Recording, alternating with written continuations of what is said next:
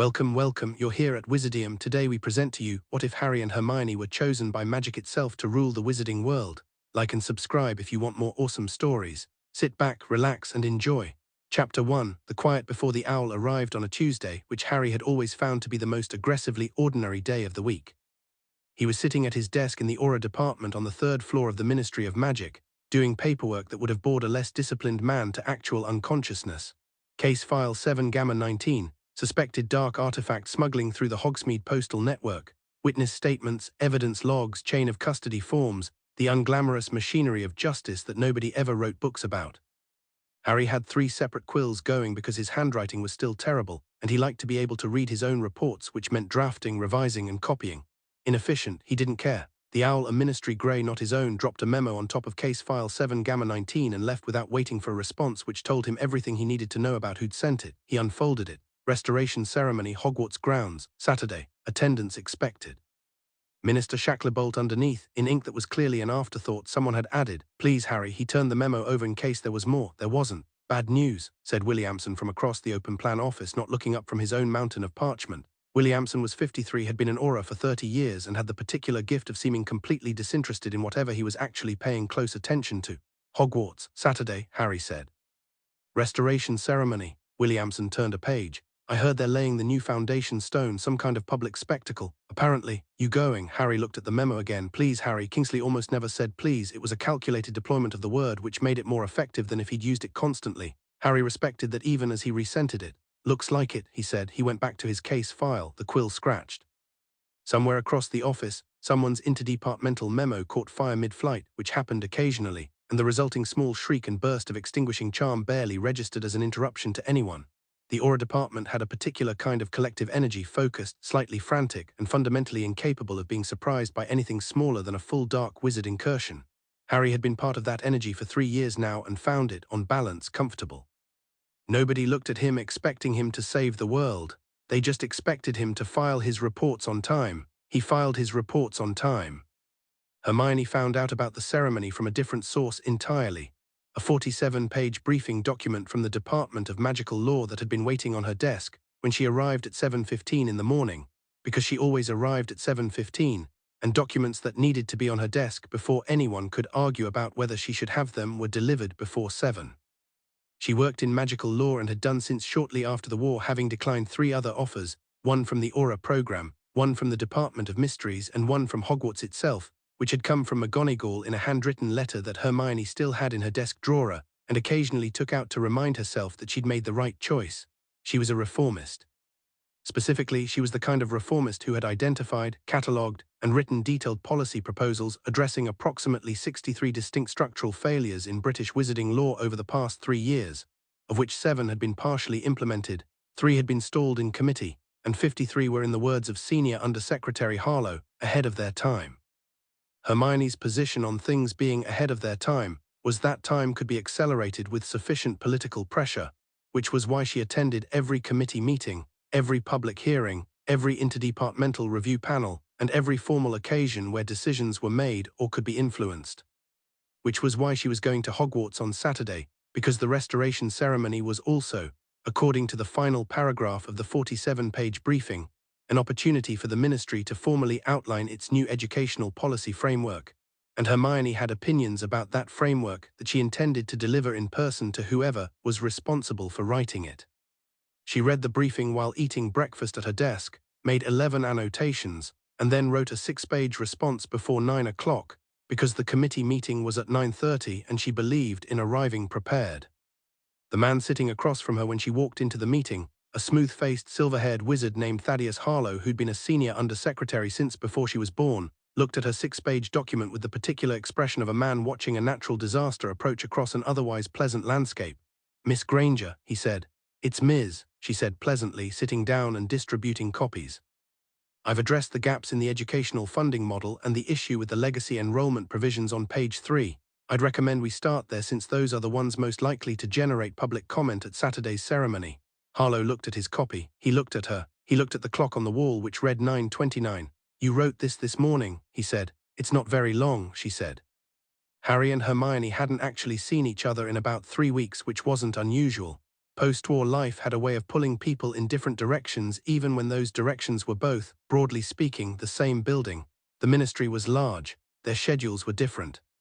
Ron had moved to Hogsmeade to help his brother George with the shop, which meant the social architecture that had previously kept their trio in regular contact had been redistributed, and both Harry and Hermione were still quietly adjusting to what friendship looked like when it wasn't structured around shared danger.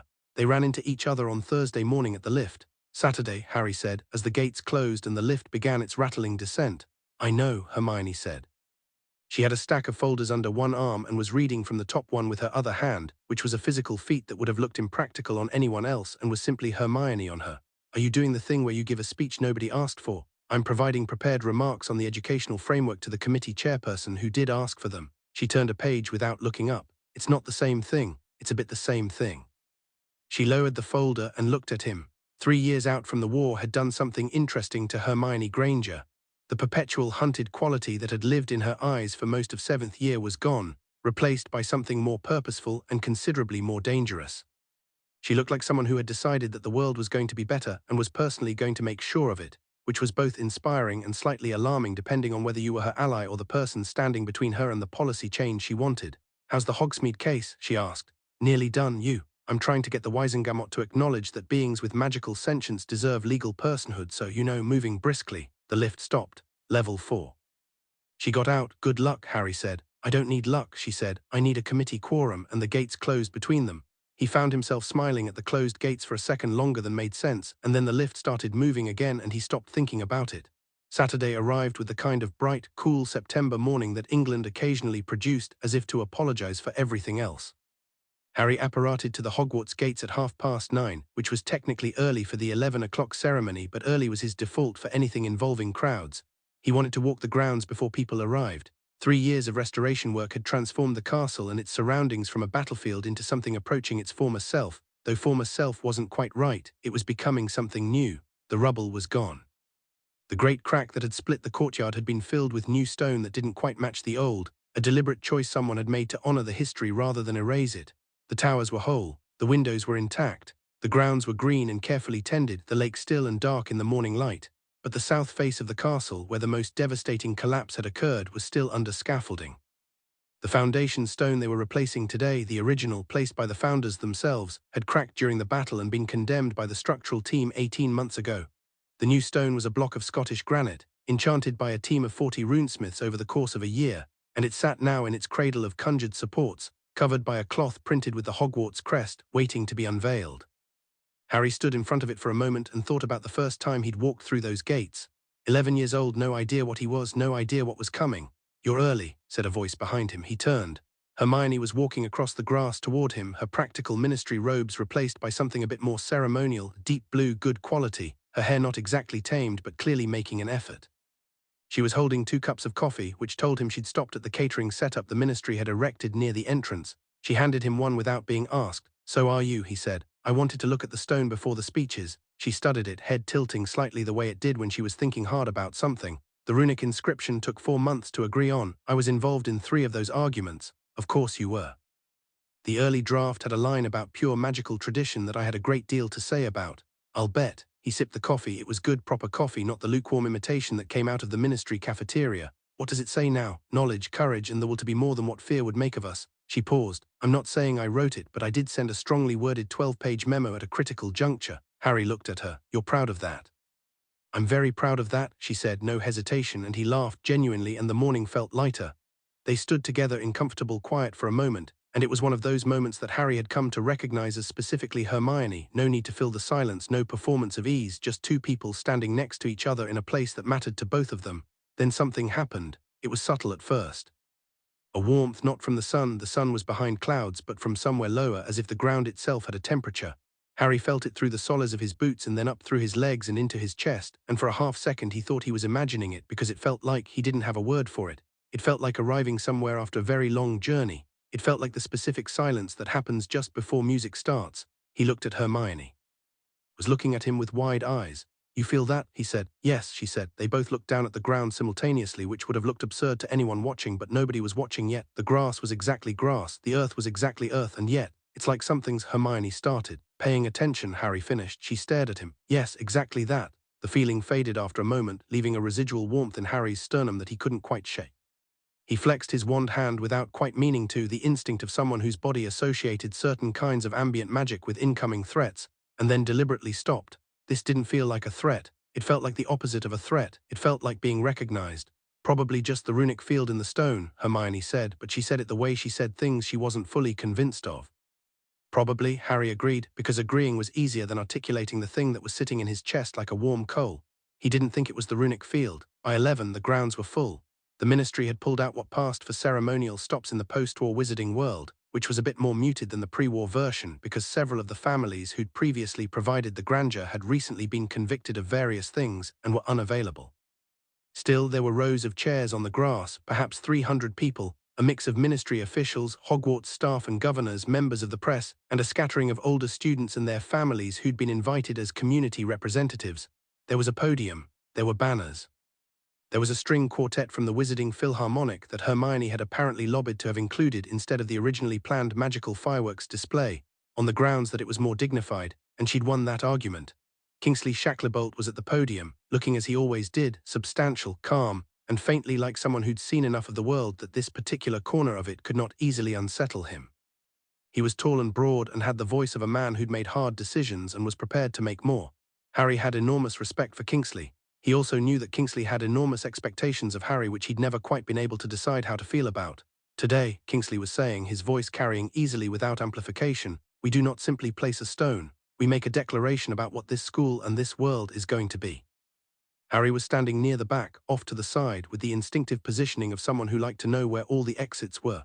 Hermione was 3 rows in from the front, because she'd been asked to sit near the committee chairs and he could see the back of her head, the attempted tamed hair, and the set of her shoulders that told him she was paying close attention and had opinions about what she was hearing.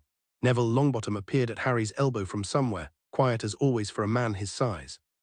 3 years of being deputy herbology professor, McGonagall had insisted on the title. She believed in giving people room to grow, which Neville had done at an almost alarming rate, had given him a settled quality that Warrior Neville had only glimpsed. He still had the round face, but the uncertainty that had lived in it was gone. Thought you'd be near the back, Neville said. Always, Harry said. How's the new greenhouse? 4th year Mandrake rotation is going well.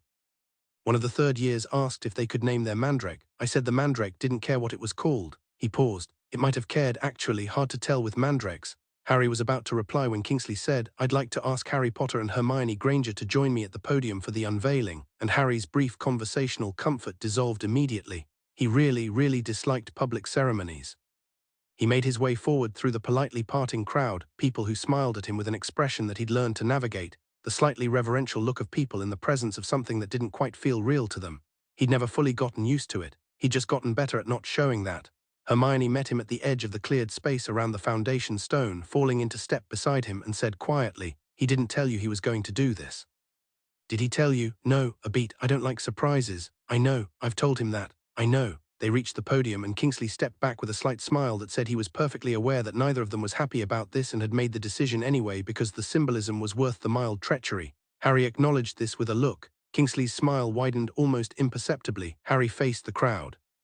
300 people, every one of them looking at him and Hermione, and beyond them the restored castle, and above them a September sky that the clouds were beginning to thin out of, as if the sun was making an effort. He didn't have prepared remarks. He hadn't been asked to speak. He just stood there next to Hermione while Kingsley reached for the cloth on the stone and the quartet finished the piece they'd been playing and the grounds went quiet. In that quiet, the warmth came back. Not subtle this time, not a residual glow or a trick of the ground temperature. It came up through the earth in a wave that Harry felt in his bones, and he heard Hermione make a small sharp sound beside him, and he turned to look at her and she was looking at him, and her eyes were the light came before either of them could speak. It rose from the foundation stone, not from the new granite but from the ground beneath it, from somewhere deep and old that hadn't been touched in a very long time. Gold-white, the specific color of magic when it's older than human intention. It rose in a column that lit the face of every person in the crowd from below and cast no shadow, because it wasn't light in the ordinary sense. It was presence, concentrated and aware, and every person on those grounds felt it, and the sound of 300 people going completely, instinctively silent was one of the strangest sounds Harry had ever heard. The column separated. 2 threads of light, each moving with clear, deliberate purpose, and Harry watched one of them come toward him, and had exactly enough time to think I should probably move before it touched his chest. It wasn't painful. It wasn't violent. It felt like someone pressing a warm hand directly over his heart. And then like that warmth going in through skin and bone and the ordinary mechanical business of staying alive, and finding something underneath all of that, something he'd carried since he was born and never had a name for, and acknowledging it. He heard Hermione gasp, sharp and wondering, which meant hers had reached her too. The light lasted for perhaps 10 seconds. When it faded, Harry looked down at his hand, which was raised for some reason he couldn't explain, and on the back of his right hand there was a mark, not a brand, not a scar, but something that looked like a constellation. 7 small points of pale gold light arranged in a pattern he didn't recognize, faintly luminous, warm against his skin. He looked at Hermione. She had her left hand raised, and she was staring at it with the expression she usually reserved for very large and very unexpected pieces of information. On the back of her hand, the same 7 points, the same pale gold, and her face was not frightened. That was the thing, she wasn't frightened. She was. Harry searched for the right word and landed on recalibrating.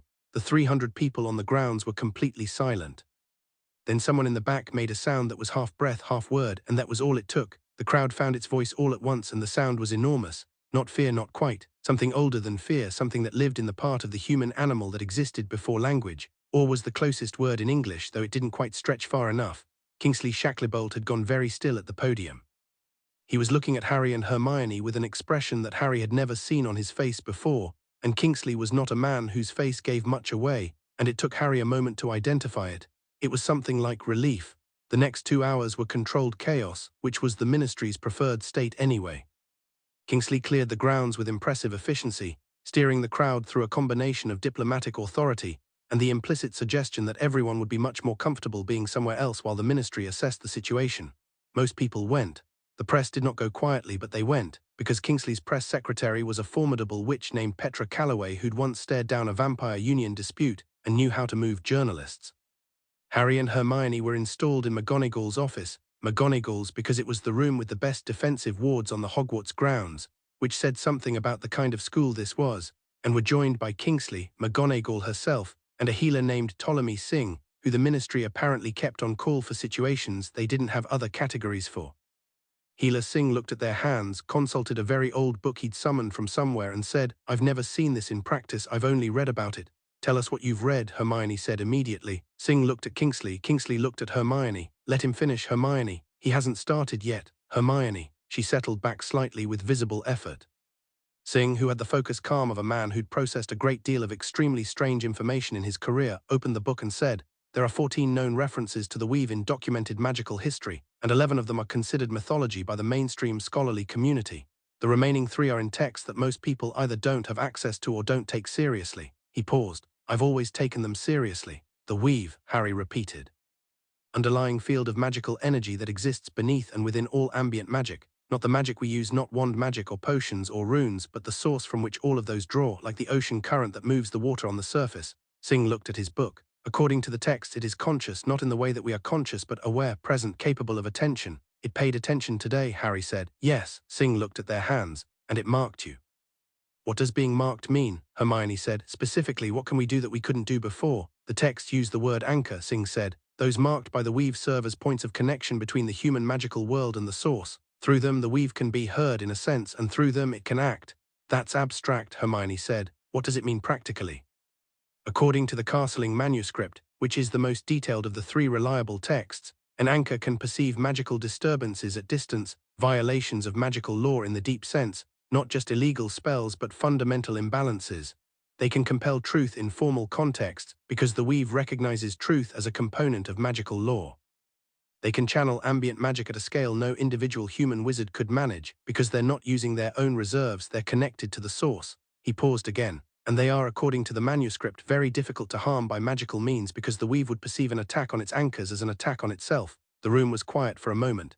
"Impossible," said McGonagall, which was not a word she used lightly. "The weave is a theoretical construct. The idea that it's genuinely sentient and capable of selecting individual humans is Minerva," Kingsley said quietly. "We watched it happen." McGonagall closed her mouth, looked at Harry's hand, looked at Hermione's. The marks were still faintly luminous, warm and steady as banked embers. "What does it want?" Harry said. Singh looked up from his book. "The texts don't quite use want. They say that the weave moves when the magical world is at a point of significant imbalance. When the course it's on will damage something fundamental." He seemed to choose his next words carefully. "The last time this supposedly occurred was approximately 1,000 years ago, the Founders' era. The Founders were chosen," Hermione said. The text suggests the choosing was what enabled them to build Hogwarts, that the school exists because the weave sanctioned it. Harry looked at the desk, McGonagall's desk before that Dumbledore's, and thought about the castle they were sitting in and the foundations they'd laid that day and the light that had come up through the ground like something waking. So it chose us, he said, because something's wrong. Singh spread his hands slightly. Or because something could go very right if the right people were in the right position. That's the same thing, Hermione said, and there was something in her voice that Harry recognized, not quite excitement, but the particular activation she experienced when a problem came into focus, when she stopped seeing the unknowns and started seeing the variables. It's the same thing because the imbalance isn't just an existing condition, it's a trajectory, something that isn't wrong yet but will be. Yes, Singh said, looking at her with the careful attention of a man updating his assessment of the person across from him. Hermione was looking at her marked hand. The Wizengamot hasn't been meaningfully reformed in 2 centuries. The same 12 families control the majority of votes. The creature rights legislation has been blocked 7 times. Half the post-war reconstruction funds have been quietly redirected through channels that nobody is technically investigating. The ministry is held together by people with genuinely good intentions and an institutional structure that makes doing the right thing actively difficult. She looked up. How long do you think something that's been alive for 1,000 years has been watching that? The room had no answer to that, so it offered silence instead. Harry was looking at her. He'd heard her say versions of this before in offices, in committee rooms, at dinner tables when she couldn't help herself, and he'd always believed her because Hermione didn't overstate things. But hearing it now with his hand warm against his side and the residual feeling of being known by something vast still sitting in his chest, it landed differently. Kingsley, he said. Shacklebolt looked at him. What are you going to do about this? It wasn't quite a challenge. It wasn't quite a question. It was something in between, the kind of thing Harry had gotten good at over 3 years of Auror work, when you needed to know which direction someone was going to move before they decided. Kingsley was quiet for a long moment. Then he said, I'm going to be honest with you, Harry, because I think you deserve that and because I think you'll know if I'm not. He sat down across from them, leaning forward with his elbows on his knees, and whatever the Minister of Magic was in that moment, he left it outside the door and was just Kingsley. I'm not sure what's coming. I know this changes things. I know people are going to react, some of them badly, some of them with their own agendas, and some of them with genuine fear. And I know that whatever the weave is or isn't, what happened today is going to be the most consequential event in British wizarding politics since the war. He looked at them both. What I need to know is what you want to do. Harry and Hermione looked at each other. And Harry thought about Hogwarts at 11 years old, and the trolley on the train, and a girl who'd taught herself everything she needed to know because she'd decided knowledge was protection, and who'd grabbed his hand and Ron's hand and never really let go. He thought about 7 years of the world trying to break them and not quite managing. He thought about the warmth in his chest that was still there, steady as a heartbeat, and the mark on his hand that hadn't faded, and the way the ground had moved today like something recognizing them. He thought, I've spent 3 years trying to be ordinary. He thought, maybe that was never actually available to me. We don't decide anything tonight, he said, not formally, not in a way that can be quoted or documented. He looked at Kingsley. Give us time to understand what this is, a week. The press already has footage, Kingsley said. I know, let them speculate for a week, that's fine. He paused. And Kingsley, whoever in the Wizengamot is going to try to make this political in the next 24 hours, I want to know who they are before they make their first move. Kingsley's expression shifted very slightly, something that might on a different face have been satisfaction. I'll have names by morning. Good. Hermione was quiet. Harry looked at her. 1 week, she said slowly, is probably not enough to read the 3 texts Singh mentioned in any depth. Can you read 3 books in a week? Harry said. She gave him a look of such eloquent contempt that it was almost affectionate. I can read 3 books by Monday. Then we have time, Harry said. They left Hogwarts at dusk, walking down to the apparition point at the gates the long way, along the lake, because neither of them was quite ready to exchange the grounds for the inside of a ministry building. The water was going dark, the shadows long, the air carrying the specific sweet cold smell of Scottish September that Harry had carried in his memory through every worst season. Every time the world had gotten too small and too dark, he'd always been able to find Hogwarts in the dark by smell alone. You're not scared, Hermione said, not a question. No, Harry said. Are you? She thought about it honestly, which she always did. Hermione never gave a reflexive emotional answer to anything, even when the question was about herself. No, she said, which is strange because I think I should be. Objectively, something very large and very old has just claimed us for an unknown purpose. That should be terrifying. But it isn't. It felt like she stopped walking for a moment. They were at the edge of the lake and she was looking at the water, and the marks on their hands were both faintly visible in the growing dark. It felt like being seen by something that already knew everything about me and had decided I was enough anyway. She paused, which is not a feeling I'm particularly accustomed to. Harry was quiet for a moment because that landed somewhere true. Yeah, he said, that's exactly what it was. She looked at him, he looked at her, the lake was still. The castle was behind them with its warm windows and its repaired towers and its foundation stone with an inscription she'd had something to do with. The marks on their hands glowed the same color, steady and identical, like two instruments in the same key. "We should probably," she said, "go find out what we are now." "Yeah," Harry said, "we probably should." He offered her his arm and she took it, because they'd been doing that since 7th year, a carryover from the months of running when physical contact had been a form of communication neither of them had words for, and they walked the rest of the way to the gate together unhurried, letting the last of the evening settle around them. At the apparition point just before they went, Hermione said, "Harry." "Yeah, whatever this is." She stopped, looked at the mark on her hand. "I'm glad it's you." He didn't say anything for a second because it was one of those moments where saying the obvious thing felt like diminishing it. So he just looked at her and something passed between them that neither of them put a name to because there was time. There was a week and the 3 texts and Kingsley's list of names in the morning and the whole sprawling, complicated world that needed fixing. "Let's go then," he said, and they did. Miles away, in a townhouse in Marylebone that had belonged to his family for 6 generations, Augustus Fawley was watching a charmed mirror replay the footage from the Hogwarts ceremony, his second glass of scotch untouched on the desk beside him. He was 71 years old. He'd served on the Wisengamot for 44 of those years, the last 12 as head of the Ancient Council, the body within the Wisengamot that existed to preserve the historical and constitutional framework of British magical governance. He'd survived Voldemort's first rise, his second, the war and the subsequent chaos of Reconstruction. He'd outlasted 3 ministers and what felt like several complete reversals of everything the wizarding world thought it believed about itself. He was not a cruel man. He wanted to be clear about that to himself if to no one else. He'd never been cruel, he'd been necessary. There was a distinction and it mattered. He watched the light rise from the Hogwarts ground, watched it divide, watched Harry Potter and Hermione Granger stand there with their marked hands raised in the September afternoon and the crowd going silent around them and Kingsley Shacklebolt's face doing something that Fawley did not like at all. He set down the scotch. The wizarding world had been built over centuries on a particular and delicate balance. Law, tradition, the consent of those who understood how things worked. It wasn't perfect, he knew it wasn't perfect, he'd never been naive enough to think otherwise, but it was stable. Stability was not glamorous, but it was the thing that kept people alive and communities intact and civilization from consuming itself. The things that threatened stability were not always evil. Sometimes they were luminous and well-intentioned and terrifyingly powerful. Sometimes they were 2 23-year-olds with the light of something ancient on their hands and no idea what they were about to do to the world. Fawley reached for his writing things. He had 14 letters to send before morning. Chapter 2, What the Marks Mean. The 3 texts arrived on Harry's kitchen table at 6 in the morning on Sunday, which meant Hermione had been at the library since before dawn, because 2 of them were restricted texts from the ministry's own archive, and getting access to those before business hours required either extraordinary credentials or extraordinary persistence, and Hermione had both.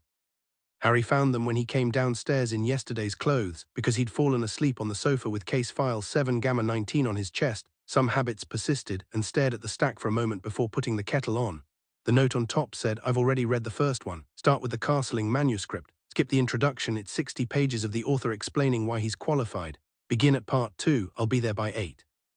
He put the note down and looked at the top book. It was old in the way that very important things were old, not deteriorating but settled, as if it had decided some time ago that it was exactly what it needed to be and hadn't bothered changing since. The cover was dark leather, no title on the spine, and when Harry opened it, the pages were covered in a cramped, meticulous handwriting that he recognized as the style of someone who'd been trying to get as much information as possible onto each page because parchment cost something. He found part 2. He read while the kettle boiled. He read while the tea sat getting cold. He was 40 pages in when Hermione let herself in through the front door. She had a key, had for 2 years, same as Ron, same as Neville, and didn't say anything when she came into the kitchen, just sat across from him, opened the second text and started reading. They read in silence for an hour, which was one of Harry's favorite things about Hermione. The silence wasn't empty, it was productive. "Listen to this," she said eventually without preamble, in the tone that meant she'd found something significant. She read aloud. "The anchor does not draw power from within as an ordinary wizard draws from his own reserve, but rather serves as the point at which the weave's immeasurable depth becomes navigable. Think of it less as a wellspring and more as a door. The door does not contain the ocean, but without the door, the ocean is simply elsewhere. The anchor, therefore, is not more powerful than other wizards in the way that a larger vessel holds more water. The anchor is different in kind, not degree. They stand at the threshold between human magic and its source, and this threshold, once opened, does not close." She looked up. "Does not close," she repeated, and her voice did something careful with those words. "Permanent," Harry said. "Permanent." She turned a page. "And its bilateral, meaning it goes both ways. We can draw from the weave, but the weave is also always present in us. We'll feel things through it. What kind of things? Large magical disturbances, violations of what it calls deep law, not statute law, not Wisengamot law, but the fundamental structure underneath. Things like she scanned the page, places where magic is being hoarded or weaponized against the source itself, areas of severe magical imbalance. She paused. It uses the phrase a wrong note in the score. If you imagine all of magic as music and Anchor hears the music, hears when something is off. Harry sat back in his chair. Outside, London was doing its morning routine, distant traffic, a neighbour's dog, a bus, ordinary Sunday sounds. He flexed his right hand and looked at the mark. In daylight it was subtle, almost like a faint birthmark, but when he paid attention to it, the warmth was there, steady as his pulse. "Have you felt anything yet?" he said. "Since yesterday." She was quiet for a moment and he recognized the look. She was deciding whether to say something. Hermione almost never decided not to say things, but she occasionally decided how to say them very carefully first. "Last night," she said, "around 2 in the morning, I was reading and there was a pull south and slightly east, like something tugging at the mark." "What did you do?" "I noted the direction and the intensity and went back to reading because there was nothing useful I could have done about it at 2 in the morning without more information." "A beat." "What did you feel?" "Same direction," he said, "but mine was more like wrong, like hearing a note that shouldn't be there." Hermione stood up and walked to his kitchen window. She was looking south. He came and stood beside her. "Somewhere in Kent," she said. "Could be anything. Could be the beginning of something." She turned back. "Harry, the manuscript says that anchors have historically been the first to perceive when major magical events are in early formation, before they're visible to ordinary magical detection. The pull we both felt at 2 in the morning might not be urgent yet," he said. "But it will be," she said. That's the point of this, early warning." He nodded because she was right, and because the thing sitting in his chest agreed with her in a way he couldn't quite articulate. The warm coal of the mark seemed to lean slightly, subtly in the direction she'd indicated, like a compass that wasn't pointing north. "We need to know more before we go chasing feelings," he said. "What else does it say about the practical side?" She went back to the table. "Truth compulsion in formal contexts." The manuscript is specific about formal. It means places of official proceedings, Wisengamot ministry hearings, official arbitration. In those settings, an anchor can compel honest answers. It's not veritaserum, it's not chemical, it doesn't bypass free will entirely. It's more like the person is still able to lie, but the weave will make the lie visible, a physical response. Everyone in the room will know. "That's going to make people uncomfortable," Harry said. "That's rather the point, She had the specific satisfaction in her voice of someone who'd spent years dealing with comfortable liars and was reassessing the landscape. "And the third thing," she turned several pages, "is the combat application, which the manuscript is deliberately vague about, which means the author knew it and chose not to document it fully, which means it's either so dangerous he didn't want it written down or so obvious to anyone with the marks that documenting it was unnecessary." "Or both," Harry said, "or both." She looked at him. "Have you tried anything yet? Deliberately, I mean, with the mark." "No, have you?" "Not deliberately." A pause. "But when I got home last night and dropped my keys, I reached for them without thinking and they came to me about 2 seconds before I finished the gesture, which could be coincidence, but probably isn't." "But probably isn't," she agreed. Harry looked at his hand. Then, without quite deciding to, he thought about the warmth in the mark and let it expand, just slightly, like opening a door an inch. The kitchen responded immediately. Every object in the room shifted, a micro-adjustment, as if gravity had leaned and then corrected, and the overhead lamp flared bright and then steadied, and Harry felt the kitchen walls and the street outside, and for a lurching, extraordinary second, the presence of every magical person within a half-mile, like lights in a dark landscape. He shut it down. The sensation collapsed, and he was just standing in his kitchen.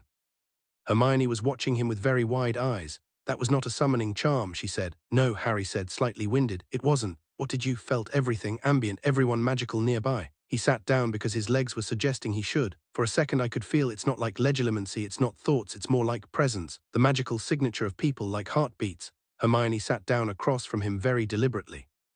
She had the look she got when something delighted and alarmed her in roughly equal measure.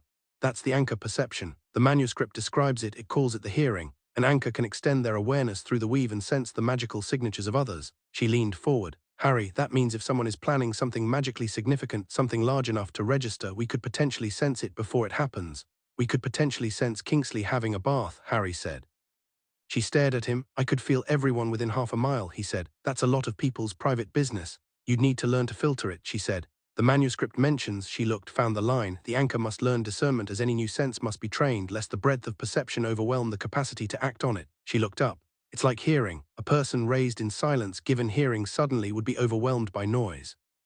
To learn what to listen for." "Training," Harry said. "Essentially." She sat back. "Which brings me to the question of whether we should try to do that quietly before anyone knows the full extent of what these marks mean." Or Harry's mobile rang. He'd gotten a mobile because Hermione had one and had convinced him it was useful for communicating with Muggle-born colleagues without owl traffic, which left a paper trail. He mostly used it to text Ron. He looked at the screen now.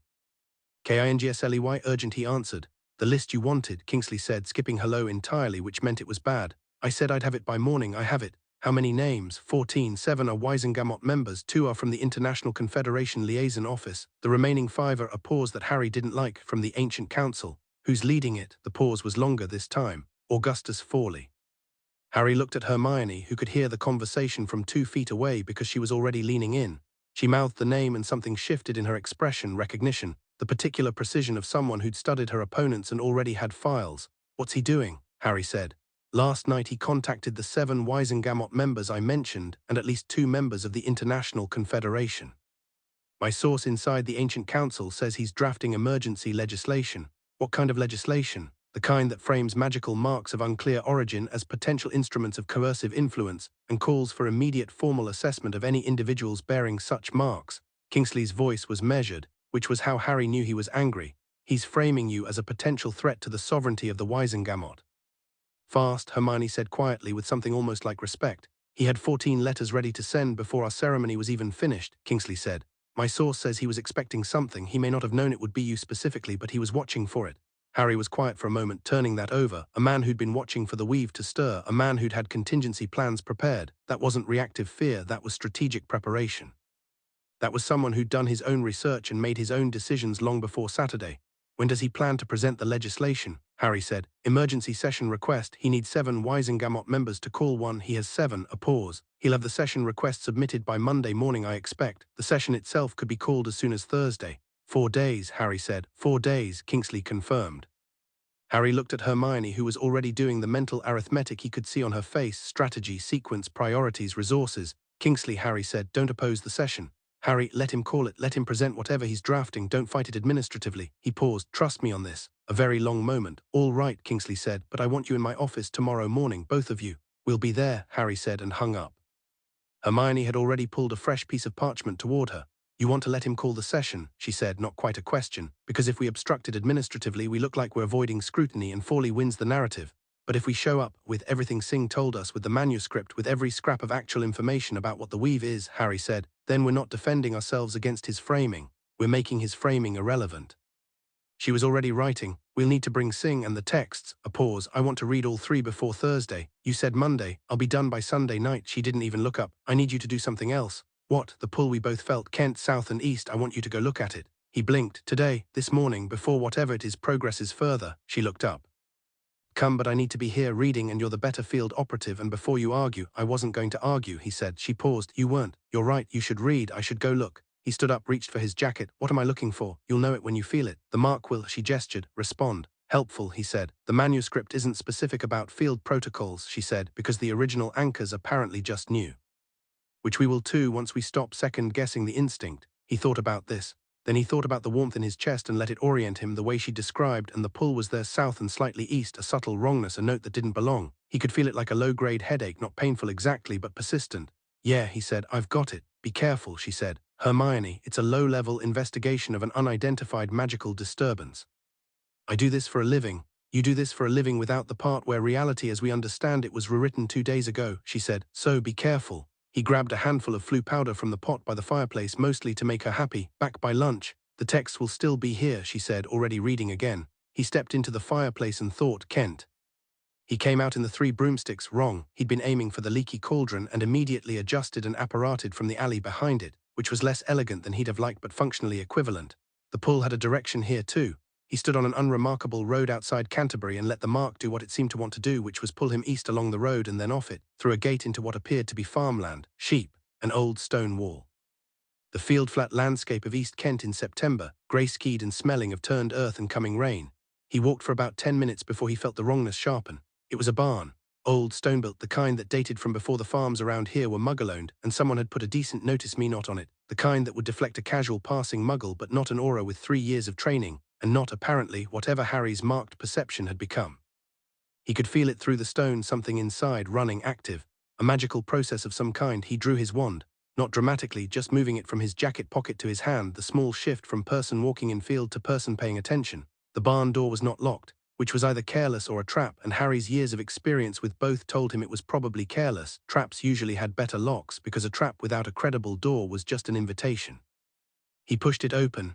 Inside, crates, perhaps 20 of them stacked along the walls, and between them a series of active runes drawn on the stone floor in something that wasn't quite ink and wasn't quite paint. It had a dimensional quality, hovering a centimeter above the surface, still running whatever sequence it had been set to run.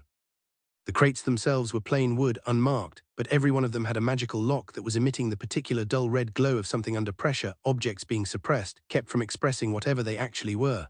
Harry crouched beside the nearest crate and put his hand close, not touching. The mark flared warm, dark artifacts, a lot of them, stored here, locked down not to destroy them but to transport them without detection. He straightened up and walked the length of the barn, counting 22 crates. The rune sequence on the floor was a cloaking matrix, sophisticated, layered, not ministry issue but clearly professional.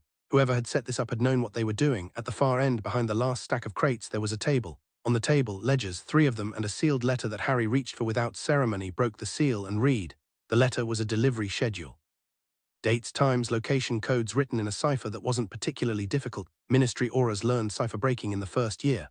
Harry decoded the relevant section in about 4 minutes, standing in the cold barn with the morning light coming in through gaps in the old stone. 3 deliveries. The first one had already happened 3 weeks ago. The second was scheduled for 2 days from now.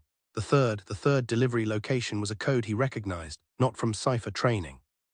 From a different kind of memory, the kind that lived in the body rather than the mind. It was a location code for a property in Nocturne Alley, which by itself was not surprising. Nocturne Alley was exactly where you'd expect dark artifacts to end up. But this particular location code in this particular cipher had appeared in 3 separate case files Harry had reviewed in the past 18 months, 3 supposedly unrelated cases that the Auror department had classified as coincidental. He'd flagged 2 of them as potentially connected and been told, politely, that the evidence was insufficient. He folded the letter and put it in his jacket, took out his wand and cast a silent, wandless documentation charm on the crates and the rune matrix, a habit from fieldwork, record first, act second, and then spent the next 20 minutes methodically photographing every legible surface in the barn with a wizarding recording crystal he kept in his pocket. He was back outside in the sheep field when his mobile buzzed. Hermione, update. He typed back, dark artifact cache, 22 crates, delivery schedule, nocturne connection, sending photo of cipher to your number, don't go anywhere. 3 seconds later, I wasn't going to go anywhere, I'm reading. Then 10 seconds after that, send the cipher. He did. Then he looked south toward Canterbury and thought about the Nocturne Alley connection and the 3 case files and the fact that this had been running for at least 3 weeks, which meant it had started before Saturday's ceremony, which meant it had nothing to do with the weave or Forley or any of it. Just ordinary darkness moving through the world while everyone was looking at the extraordinary things, but it was linked. He could feel it too, through the mark, a resonance between the wrongness in the barn and something larger and further away, like a thread attached to something bigger. He couldn't see what yet. He pulled the thread in his mind and it pulled back, steady and patient. He'd come back with a team on Monday. For now, he put a careful, ministry-standard stasis charm on the barn, the kind that would preserve the evidence without triggering any alarms, and apparated home. Hermione had decoded the cipher by the time he arrived. She'd also made lunch, which he recognized as a sign of serious focus because she cooked when she was thinking hard, the physical task keeping one part of her brain occupied while the other parts worked. Beaumont, she said before he'd taken his jacket off. He stopped. What? The cipher pattern? I've seen it before. It appears in 2 of Forley's known correspondence communication records. I was reviewing them last year as part of the asset tracking review after the war. At the time, the connection was too thin to act on. She was standing at the kitchen counter with 3 files spread open and a wooden spoon in one hand. Councillor Gerald Beaumont, Ancient Council, he's one of Forley's 14. Harry sat down slowly. So the artifact cache may be connected to Forley's network. Not Forley personally necessarily, but the same network. She looked at him. Which means whatever Forley is politically, he may also have a less political operation running underneath, and that operation has been running for at least 3 weeks. She paused, possibly much longer. That's why the weave flagged it. Maybe, she said, or maybe it flagged it because it's about to escalate and we're the ones positioned to stop it. She returned to the stove. Either way, it's information. And information is the thing Forley doesn't want us to have, because if we walk into that Wisengamot session with documented evidence of a criminal network connected to the Ancient Council, his framing collapses, Harry said. He can't call us a threat to legitimate governance if he's running dark artifacts. Exactly. She turned the heat down. We have 4 days. 4 days, he agreed. She brought 2 plates to the table and sat across from him, and for a moment they were just 2 people eating lunch on a Sunday, which felt absurd given the previous 36 hours, but also precisely normal in the way that their particular friendship had always been extraordinary things happening in ordinary containers, crises discussed over food, the world altering and the domestic coexisting without apparent difficulty. Hermione, Harry said. Are you all right? He said it the way he asked things when he actually wanted to know, no hedging, no softening. She looked up, set her fork down, looked at him for a moment with the direct, unguarded attention she reserved for things she was taking seriously. "I've been thinking about that," she said, "all morning, whether I'm all right." She looked at her marked hand. "I think yes, I think I'm better than all right. And I'm slightly concerned about that because by any reasonable measure we should both be in crisis. But we're not. A pause. "The mark feels right, that's the only word I have. It doesn't feel like something done to me, it feels like something recognized in me that was already there." She looked at him. "Does that sound mad?" "No," he said, "that's exactly what it is." She picked her fork back up.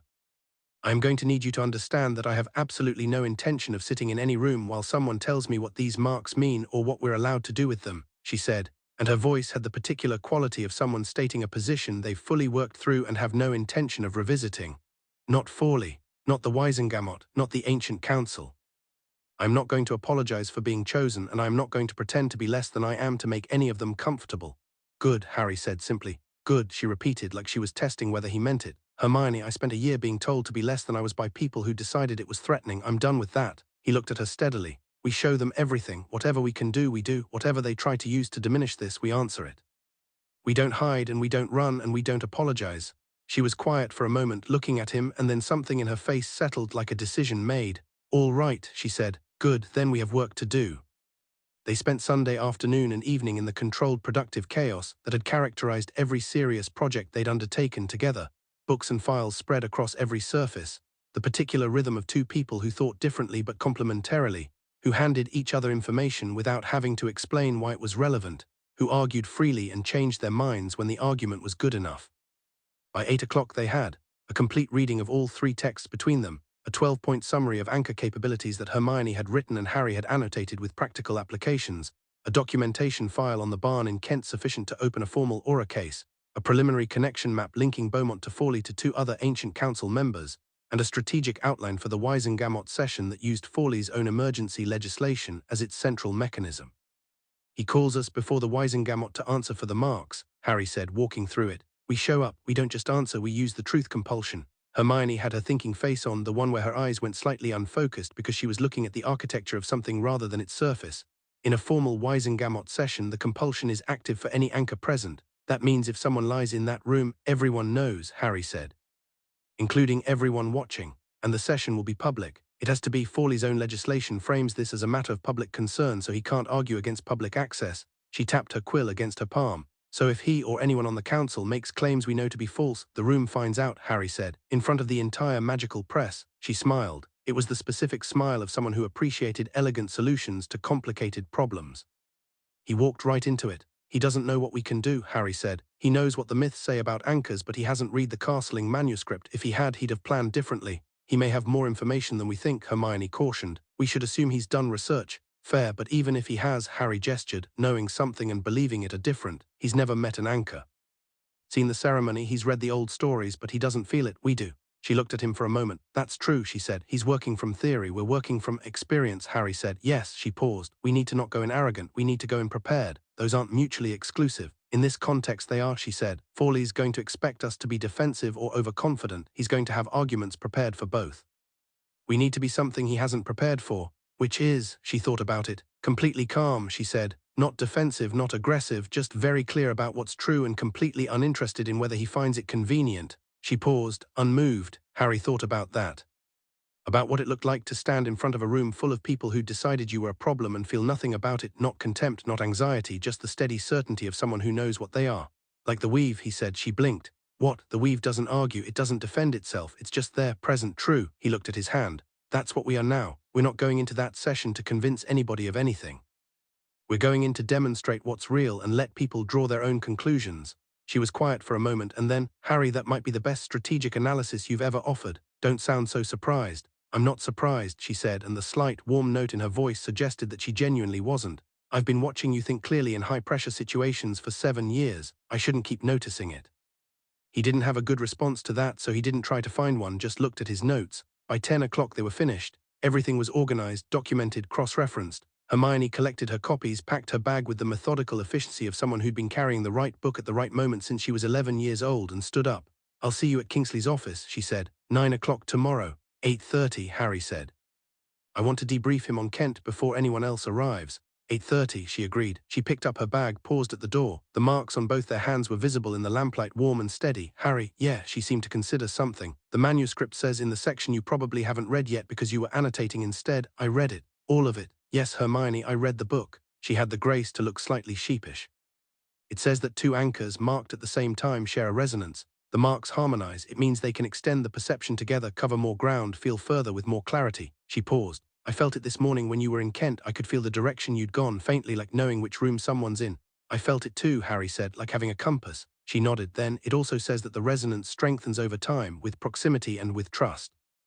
He held her gaze. The lamplight was doing something warm with the room, and the evening was quiet outside, and there was something in this moment that he recognized as significant without being able to fully articulate it.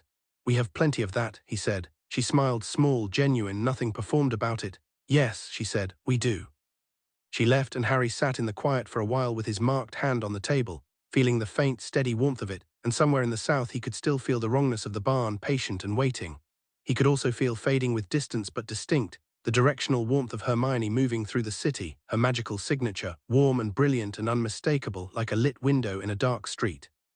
He was pretty sure that was going to be the most significant thing he'd learned all weekend, and he hadn't read it in any book.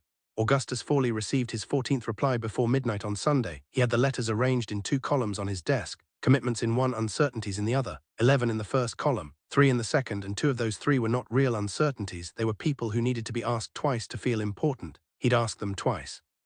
He was patient. He'd spent Sunday doing his own research, which meant pulling files from the ancient council's private archive, the one that predated the ministry by about 400 years, and contained information that the ministry had never been formally given access to, because the council's position was that some things needed to remain above institutional politics, and the ministry's position was that this was irritating but not worth a direct conflict. A truce of mutual convenience that had served everyone adequately for 2 centuries. The weave. He knew more about it than he'd told any of his correspondents, because information was the coin he'd spent 44 years accumulating, and he spent it carefully. He knew that anchors were real. He'd been certain of it since he'd read the full Veritha's Codex, the text that wasn't in the ministry archive, the one that was in the ancient council's private collection, the one that contained chapters the castling manuscript had deliberately omitted because its author had considered the information too dangerous to circulate. He knew that anchors could compel truth.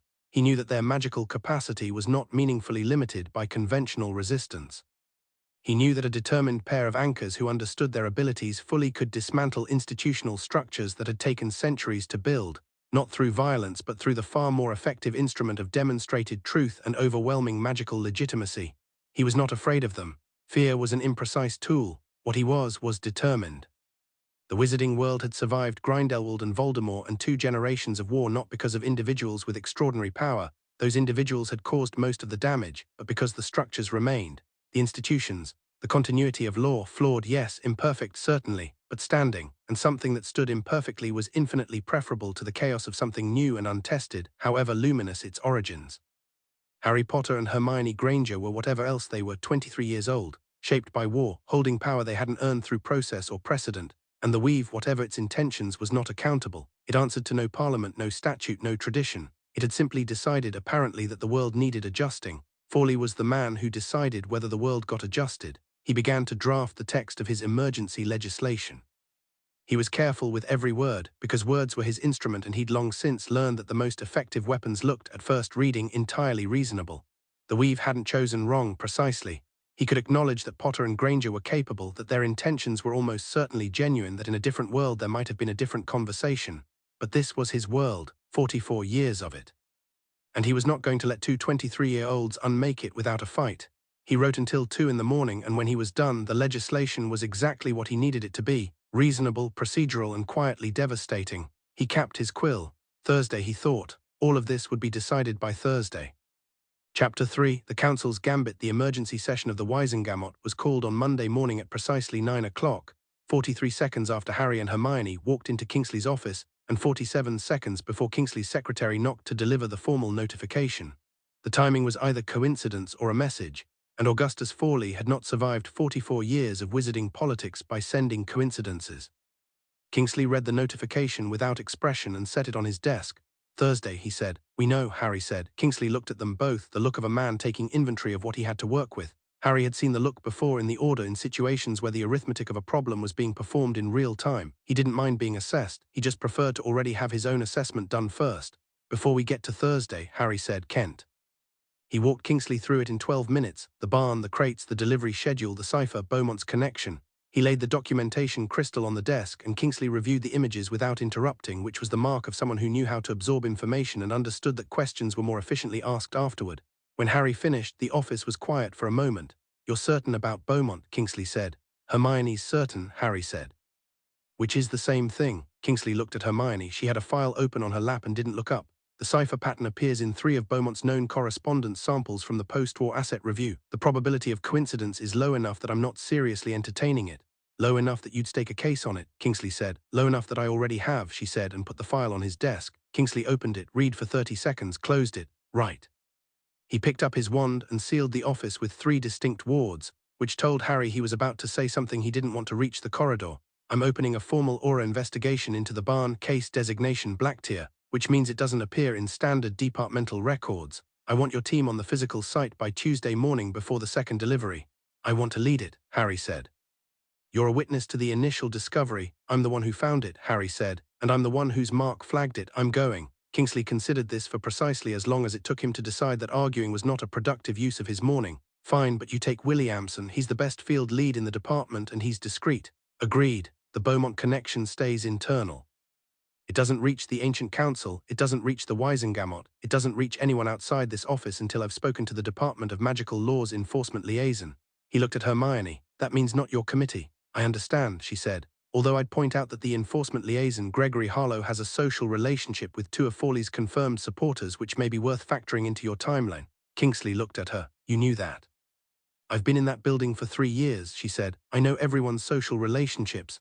Who's the liaison I should use instead?" "Petra Calloway," Hermione said. "Your press secretary." "Petra's not. She was enforcement liaison before she took the press job. She's the most qualified person in the building and she already knows how to keep things quiet." Hermione looked up at last. "She's also the only person in the ministry who's actively investigated Ancient Council financial practices and not subsequently been quietly moved to a different department. She's clean and she's competent and she has a grudge, which in this particular situation is an asset." Kingsley absorbed this. "I'll speak to Petra." "Good," Hermione said. Harry had been watching this exchange with the comfortable attention of someone who appreciated watching a maestro work. He looked at Kingsley. "Thursday," he said, "walk us through what Forley's legislation actually says." Kingsley summoned the document from his desk drawer. He'd clearly had it analyzed overnight and read the relevant sections aloud. The language was exactly what Harry had expected: careful, procedural, and constructed to sound like a reasonable precautionary measure rather than a political attack. Terms like unverified magical phenomena, potential coercive influence, and mandatory assessment for public safety purposes were doing a great deal of work in prose that was otherwise admirably neutral. "He's asking the Wisengamot to require," Kingsley said, "that any individual bearing marks of unexplained magical origin submit to assessment by a panel of 3 designated evaluators. The evaluators to be appointed by the Ancient Council before said individuals can participate in any official magical proceedings, hold any official position, or, and this is the part I want you to note, exercise any power derived from said marks in a context that could be construed as politically influential." Harry waited. "That last clause," Hermione said, "is the one that matters because politically influential isn't defined anywhere in the legislation, which means the Ancient Council's appointed evaluators get to define it, and they'll define it to cover essentially everything we might do." "He can't enforce it," Harry said. "Not practically. The marks aren't ministry issued, they're not subject to ministry jurisdiction. He's not trying to enforce it," Hermione said. "Not initially, he's trying to establish the framework for enforcement. He's building the legal structure so that 6 months from now, if we've done things he objects to, he has grounds to pursue formal action." She looked at Kingsley. "It's the same tactic that was used to restrict creature rights advocates in 1987. Legislation that looks procedural until someone tries to actually do something and finds the procedure has locked all the doors." Kingsley nodded slowly. "Which is why you said not to oppose the session. Because if we fight the session," Harry said, "he gets to paint us as people who don't want to be scrutinized, and that's a story that writes itself." He leaned forward. "But if we walk into that session in front of the whole Wisengamot, in front of the press, with everything we know, you turn his tribunal into your platform," Kingsley said. "We turn his tribunal into the truth," Harry said, "which is worse for him." Kingsley sat back in his chair. He was quiet for a long moment, and Harry recognized the quality of the silence. It was the kind that preceded a decision, not a deliberation. "All right," Kingsley said. "What do you need from me?" Public access to the session, Hermione said immediately. He can't argue against it. His own legislation calls this a matter of public safety, which means the public has a right to the proceedings. Push for gallery access, press included. He'll push back. He'll lose, she said. The charter provision for public access to Wisengamot sessions of public concern was established in 1842. He can't override it without a majority vote, and his majority is 11 out of 53 members, which is not a majority. Ptolemy Singh, Harry said. I want him there as an expert witness. I'll arrange it, and I want the castling manuscript on record, formally entered into the session record as a historical document, which means it has to be read into the official proceedings before anyone can dispute its contents. Kingsley looked at him. You want the manuscript on the public record? I want everyone in that gallery to hear what an anchor actually is, Harry said, not Forley's version, the source. He'll object. He can't, Hermione said. Historical documents are admissible as contextual evidence in any formal Wisengamot proceeding. That's been the rule since before the ministry existed. He's on the ancient council. He knows the charter better than anyone. He can't block it without publicly violating procedures he spent 40 years defending. Kingsley looked at Hermione for a moment with something that was very close to awe, which he suppressed because he was the Minister of Magic and awe was not ministerial. You've been planning this since Saturday, he said. Since Sunday, she said. Saturday I was still processing. Tuesday morning, Harry took Williamson and 2 junior Aurors to the barn in Kent at dawn. The stasis charm he'd placed held perfectly. The barn was exactly as he'd left it, crates undisturbed, rune matrix still running, the delivery schedule still on the table. Williamson walked the space with the methodical attention of someone who'd been doing this long enough that crime scenes told him things without being asked, and Harry stood back and let him work. 22 crates, Williamson said. High-quality suppression locks, not black market grade, this is custom work. Someone with a proper workshop. Beaumont has a property in northern Wales, Harry said. The address is in the file. Williamson looked at him sideways. You've already identified a suspect. I've identified a connection, you verify it. Right, Williamson crouched beside the rune matrix. This cloaking matrix is good, really good. 3 layers, visual, magical signature and locator suppression. Whoever built this didn't want it found by standard detection. But it wasn't found by standard detection, Harry said. Williamson looked up at him. He'd been at the ministry on Saturday, had heard the reports. He looked at Harry's hand where the mark was faintly visible and looked back at the rune matrix. He didn't say anything. Williamson's relationship with things he didn't fully understand was to observe them and continue working, which was why Harry liked him. Second delivery is tonight, Harry said. What do you want to do with it? Let it come, Williamson said. We watch, we document the receiver and the route, and then we follow the supply chain instead of cutting it at the barn. Agreed. Harry looked at the crates. I want to open one. Protocol says. I know what protocol says. Harry walked to the nearest crate and put his hand on the suppression lock. The mark flared strongly, not the gentle warmth of ambient magic, but something with an edge, a wrongness that clarified as he focused on it. Not just dark artifacts, something specific, something purposeful. Harry, Williamson said, getting up. I won't open it, Harry said, but whatever's in here, it's not just artifact smuggling, this is materials for something. He pulled his hand back. The mark settled, but slowly, like the residue of something unpleasant. What uses suppressed dark artifacts as materials? Williamson was quiet. His face had gone through several expressions in quick succession and settled on one Harry didn't like. Weapons construction, he said. High-end, the kind that needs components you can't buy legally. What kind of weapons? The kind you'd use to incapacitate a large number of magically resistant targets. A pause. Or to permanently suppress magical ability in a person, Harry finished. The barn was quiet around them. Outside, the field sounds, birds, distant traffic, the banal normalcy of the English countryside. Someone is building something, Harry said, that suppresses magic in people. We don't know that yet, Williamson said carefully. No, Harry said, but we're going to find out tonight. He looked at the crates one more time. The wrongness was still there, muted now but present. Set up the surveillance. 2 Aurors south side, 1 north, you and I on the approach route. Nothing moves until I say.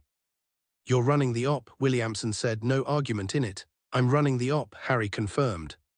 They left the barn exactly as they'd found it and dispersed to their positions, and Harry settled into the cold morning field and thought about weapons that suppressed magic, and about Forley's legislation, and about the ancient council's private archive, and about how well prepared a man would have to be and how long he'd have to have been preparing, to have 14 letters ready to send within hours of the weave manifesting. A man who'd been watching for it. A man who had a workshop connection and a distribution network already running.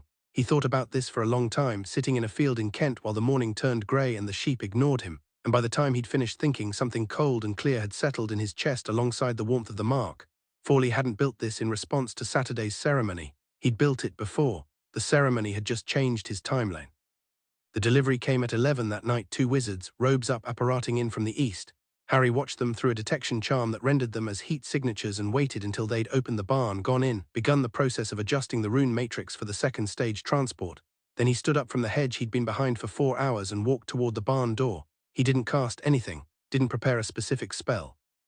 Just walked through the door and said, "Evening," and the two men inside spun around with their wands drawn, and Harry looked at them with the specific patience of someone who's done this enough times that the drawn wands are just information, not a threat. One of them cast a blasting hex, fast, no warning, professional, or what passed for professional in the dark artifact distribution network. Harry deflected it without a wand movement. The magic simply diverted, as if it had encountered something that disagreed with its trajectory. It hit the stone wall and left a scorch mark. The man who'd cast it stared at his wand. "That's not going to work," Harry said. The second man ran. He made it 4 steps before Williamson stepped through the door behind Harry and had him on the ground with a body bind in one practiced motion. The first man looked at Harry, looked at Williamson, looked at the barn full of crates, and made the decision that most people made in this situation, which was to stop making things worse. "Good choice," Harry said. Both men were bound and gagged and had their wands collected before Harry walked the length of the barn again, looking at the adjusted rune matrix. The second stage settings were clear now, a destination coordinate folded into the runic sequence that he extracted with a careful finite. He showed it to Williamson. Williamson looked at it. "That's not Nocturne Alley," he said. "No," Harry said. It was a property address in the Scottish Highlands, which was a very different kind of destination and suggested that the Nocturne Alley location in the original schedule was not the end point but a relay station.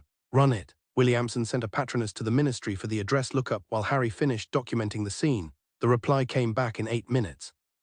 The Highland property was registered to a holding company. The holding company was registered in a name Harry didn't recognize, but the solicitor on the registration documents was a name Hermione had mentioned that morning in passing in the context of the ancient council's legal team. Harry stood in the cold barn with the bound men on the floor and the crates around him and thought, there it is. He sent a patroness of his own, a stag bright in the barn's dimness. "Highland property," he said.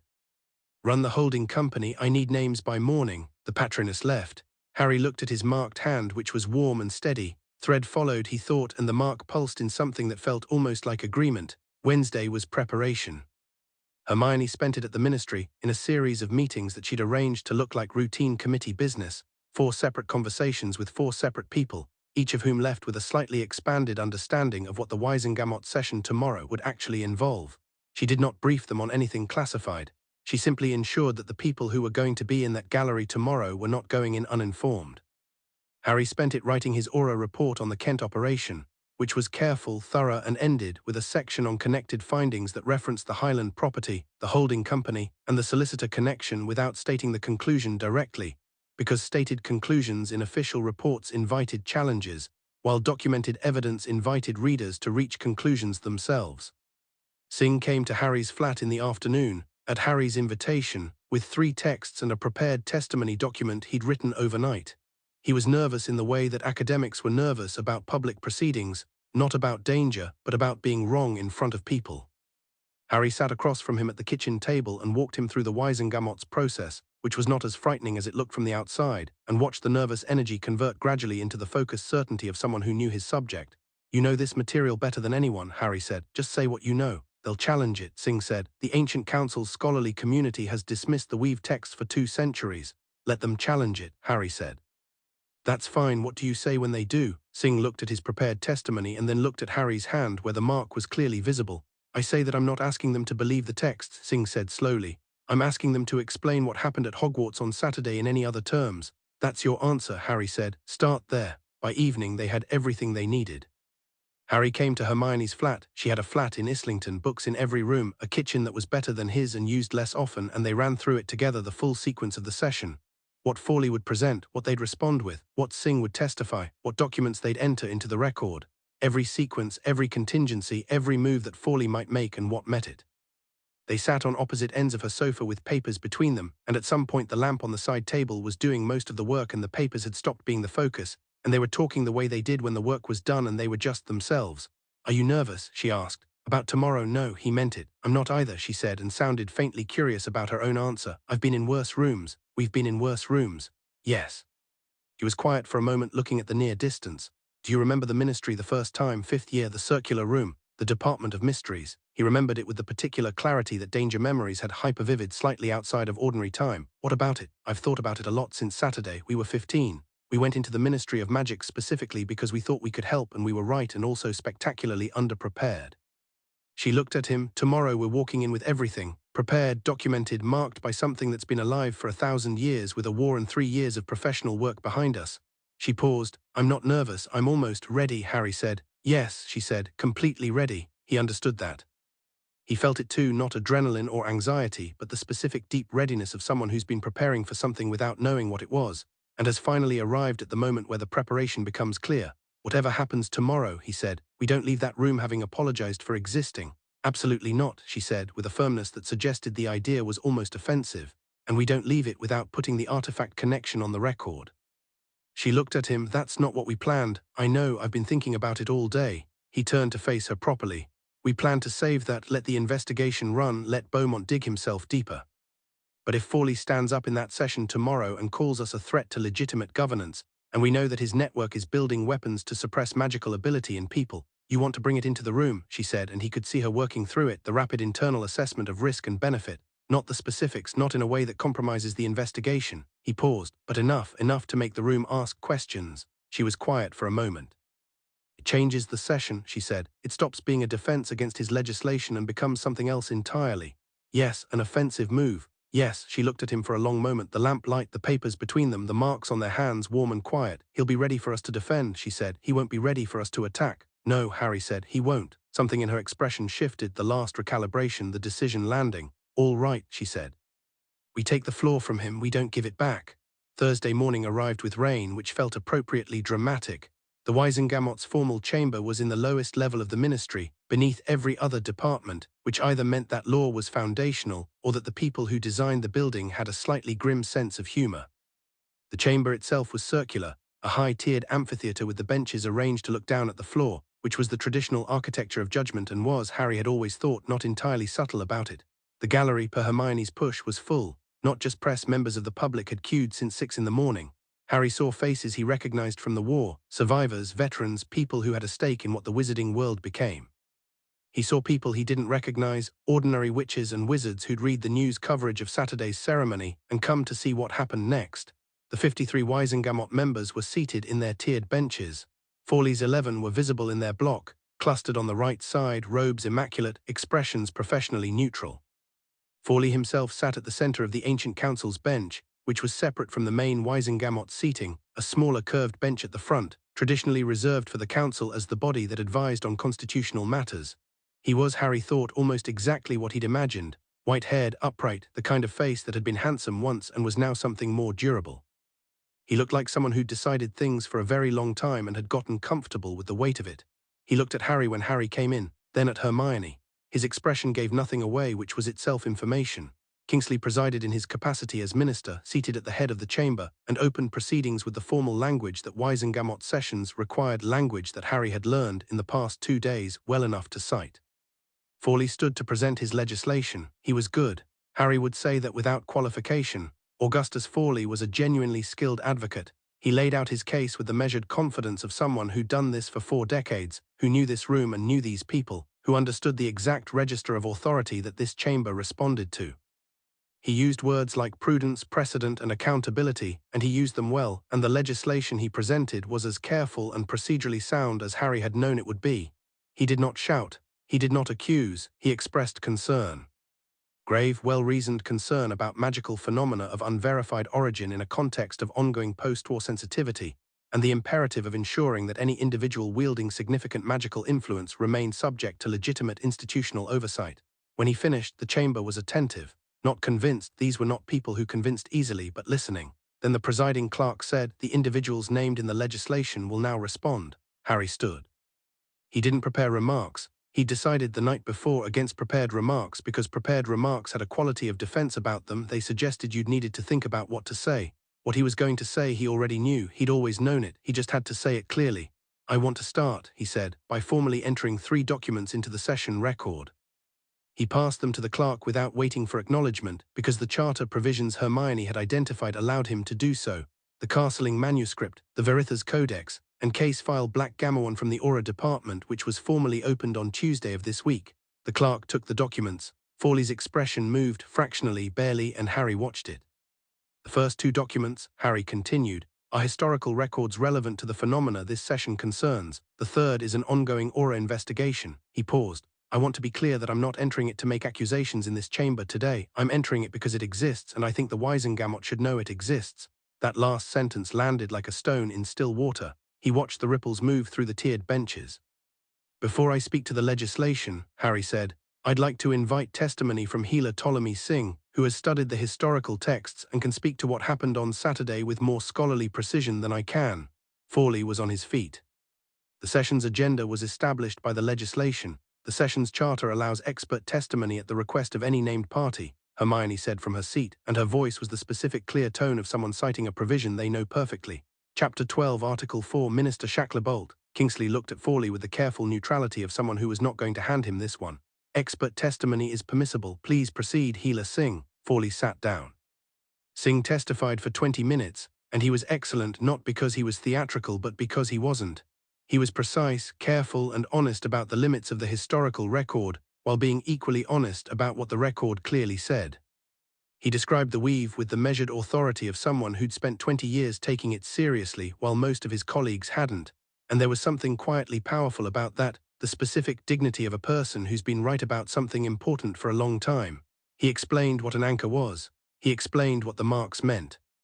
He explained specifically the clause about truth compulsion in formal proceedings, which produced a noticeable silence in the chamber because everyone present was currently in a formal proceeding. Harry let the silence sit. Then he stood again and said, "I want to address the legislation directly." He looked at Fawley. "Councillor Fawley has framed this as a matter of public safety. He's concerned that unverified magical phenomena, his words, in the hands of individuals not subject to institutional oversight, represents a potential threat to wizarding governance." He paused. "That's a reasonable concern to raise. It's also a concern that assumes these marks are something that happened to us rather than something we've always been. The manuscript and the codex both make clear that the weave doesn't create anchors, it recognizes them. The qualities that led to our being chosen existed before Saturday." He walked the floor of the chamber, not performatively, just moved because stillness was for people who were uncertain. "The legislation as written would require us to submit to evaluation by a panel appointed by the Ancient Council," he said. "But here's the thing about truth compulsion in formal proceedings." He turned to face the tiered benches, all 53 members, the gallery above them, the press. "It's already active. Right now in this room." The silence was different now, more textured. "I'm not threatening anyone," he said. "I'm explaining what the manuscript describes. In a formal Wisengamot proceeding with an anchor present, false statements produce a physical response that is visible to everyone present. I can't control it. It's not mine to control. It's the weave's mechanism, not mine." He looked at Fawley. "Which means that whatever's said in this room today by me, by Councillor Fawley, by anyone, we're all going to find out immediately whether it's true." Fawley's face was still like stone is still rather than still like water. Hermione stood. "I'd like to address the historical precedent," she said, which was the signal they'd agreed on. She would take the scholarly ground, Harry would take the personal, and they'd meet in the middle on the political. She spoke for 15 minutes, and it was like watching someone dismantle a structure with precise, practiced hands. She cited chapter and verse, not just the manuscript and the codex but ministry statutes, Wisengamot charter provisions, and 3 historical precedents from situations where the Wisengamot had previously attempted to legislate around unusual magical phenomena, and the specific ways those attempts had failed or been reversed. She was not aggressive, she was thorough. There is something more frightening than aggression in a person who is simply thoroughly right, and Hermione Granger had always understood this. "The legislation," she said, coming to her conclusion, "assumes that institutional oversight is the mechanism by which power is made legitimate. But legitimacy has to have a foundation. The weave is that foundation. It's what magical law rests on at its deepest level." She looked at the chamber. "You can't legislate oversight of the thing that makes your laws possible. That's not how foundations work." She sat down. Fawley stood. "The chamber will forgive me," he said, and his voice was very controlled, "if I observe that this presentation, while eloquent, is based on texts that have been considered apocryphal by the mainstream magical scholarly community for 2 centuries. "Are they apocryphal?" Hermione said. It wasn't loud, but it was immediate, and the chamber heard it. Fawley looked at her. "Scholarly consensus? I didn't ask about scholarly consensus," she said. "I asked if the texts are apocryphal. Specifically, I'm asking whether you, Councillor Fawley, believe the Castling manuscript to be false." The chamber was very quiet. And then something happened that Harry had been waiting for since he'd read the manuscript on Sunday morning, the thing that Singh had described and that he'd understood the moment he'd heard it. Fawley said, "The authenticity of the manuscript is," and stopped. He stopped mid-sentence and something passed across his face. A brief, involuntary expression, nothing dramatic, just a man experiencing the specific discomfort of finding that the words he'd intended to say had become unavailable to him. Not silenced, not forced, simply exposed, as if the sentence he'd been forming had shown him its own untruth before he could speak it. The chamber saw it. Harry watched people see it, watched the gallery, watched the press. Fawley recovered immediately. He was too skilled not to. The scholarship requires further examination, he said instead, which was technically true and also completely different from what he'd started to say. But the room had seen the pause. Harry looked at him and said quietly, "Do you believe the weave is real, Councillor Fawley?" The silence stretched. Fawley said nothing, which in a room where an anchor was present was its own kind of answer. "All right," Harry said. He turned back to the chamber. "I want to talk about the Auror case file now." He spent 10 minutes on it. He said nothing that wasn't in the report. He cited the barn, the crates, the delivery schedule, the Highland property and the holding company, and he said explicitly that a formal investigation was ongoing and he was making no accusations, and every Wisengamot member in the room heard the careful space around each specific statement and understood exactly what was in that space. When he finished, he said, "I want to ask the Wisengamot to do one thing." He looked at all of them, the full tier of faces, attentive and unsettled and alive with the specific quality of people who have had the ground shift under them and are reassessing where they're standing. "Don't vote on this legislation today." Fawley was on his feet again. "The session was convened specifically to—" "Not today," Harry said again, his voice not louder but steadier. "Take a week. Read the texts that are now in the official record, follow the investigation that's ongoing, and at the end of that week ask yourself whether what this legislation is actually protecting is the wizarding public or something else." He looked at Fawley. "Because the weave doesn't make mistakes about people, that's the one thing every historical account agrees on." He sat down. The chamber was very quiet. Kingsley said formally, "The Wisengamot will deliberate. The session is in recess for 20 minutes. The sound that filled the chamber when people found their voices was the specific sound of a room that had just experienced something it hadn't expected. In the recess, Harry and Hermione stood in the corridor outside the chamber with Sing and said very little to each other, because there was a particular kind of exhaustion that came from performing exactly what you intended to perform and knowing you'd done it right. Not the exhaustion of failure, but the exhaustion of precision. Sing said, "The pause." "Yes," Hermione said. "He couldn't lie about whether the manuscript was authentic," Sing said. "He knows it's authentic. He's always known. The ancient council has known for centuries. The codex was in their archive," Harry said. "Yes," Sing looked at his hands. "He didn't expect the compulsion to be this immediate. He thought he'd have more control." "Everyone thinks they'll have more control," Harry said. Neville appeared from the gallery, slightly wide-eyed, and said, "That was," and then seemed to run out of adjectives. "How's the gallery reading?" Hermione asked. "Somewhere between stunned and furious," Neville said. "Mostly stunned. Some of the older members are furious, but I think the furious ones were already furious before they came in." He looked at Harry. "What happens if they vote anyway?" "They won't," Hermione said. "They might," Harry said. "Fawley has 11. He might be able to pressure 6 more. He won't have 6 more after today," she said with certainty. He couldn't answer the question. The room saw that. "Some of them will decide that means we're dangerous," Harry said. "Some of them will," she agreed. "But even the ones who decide we're dangerous are now asking why a member of the ancient council couldn't tell the truth about a historical document in a formal session." She looked at him. "We didn't win the vote today. We made them ask the question. That's enough for now."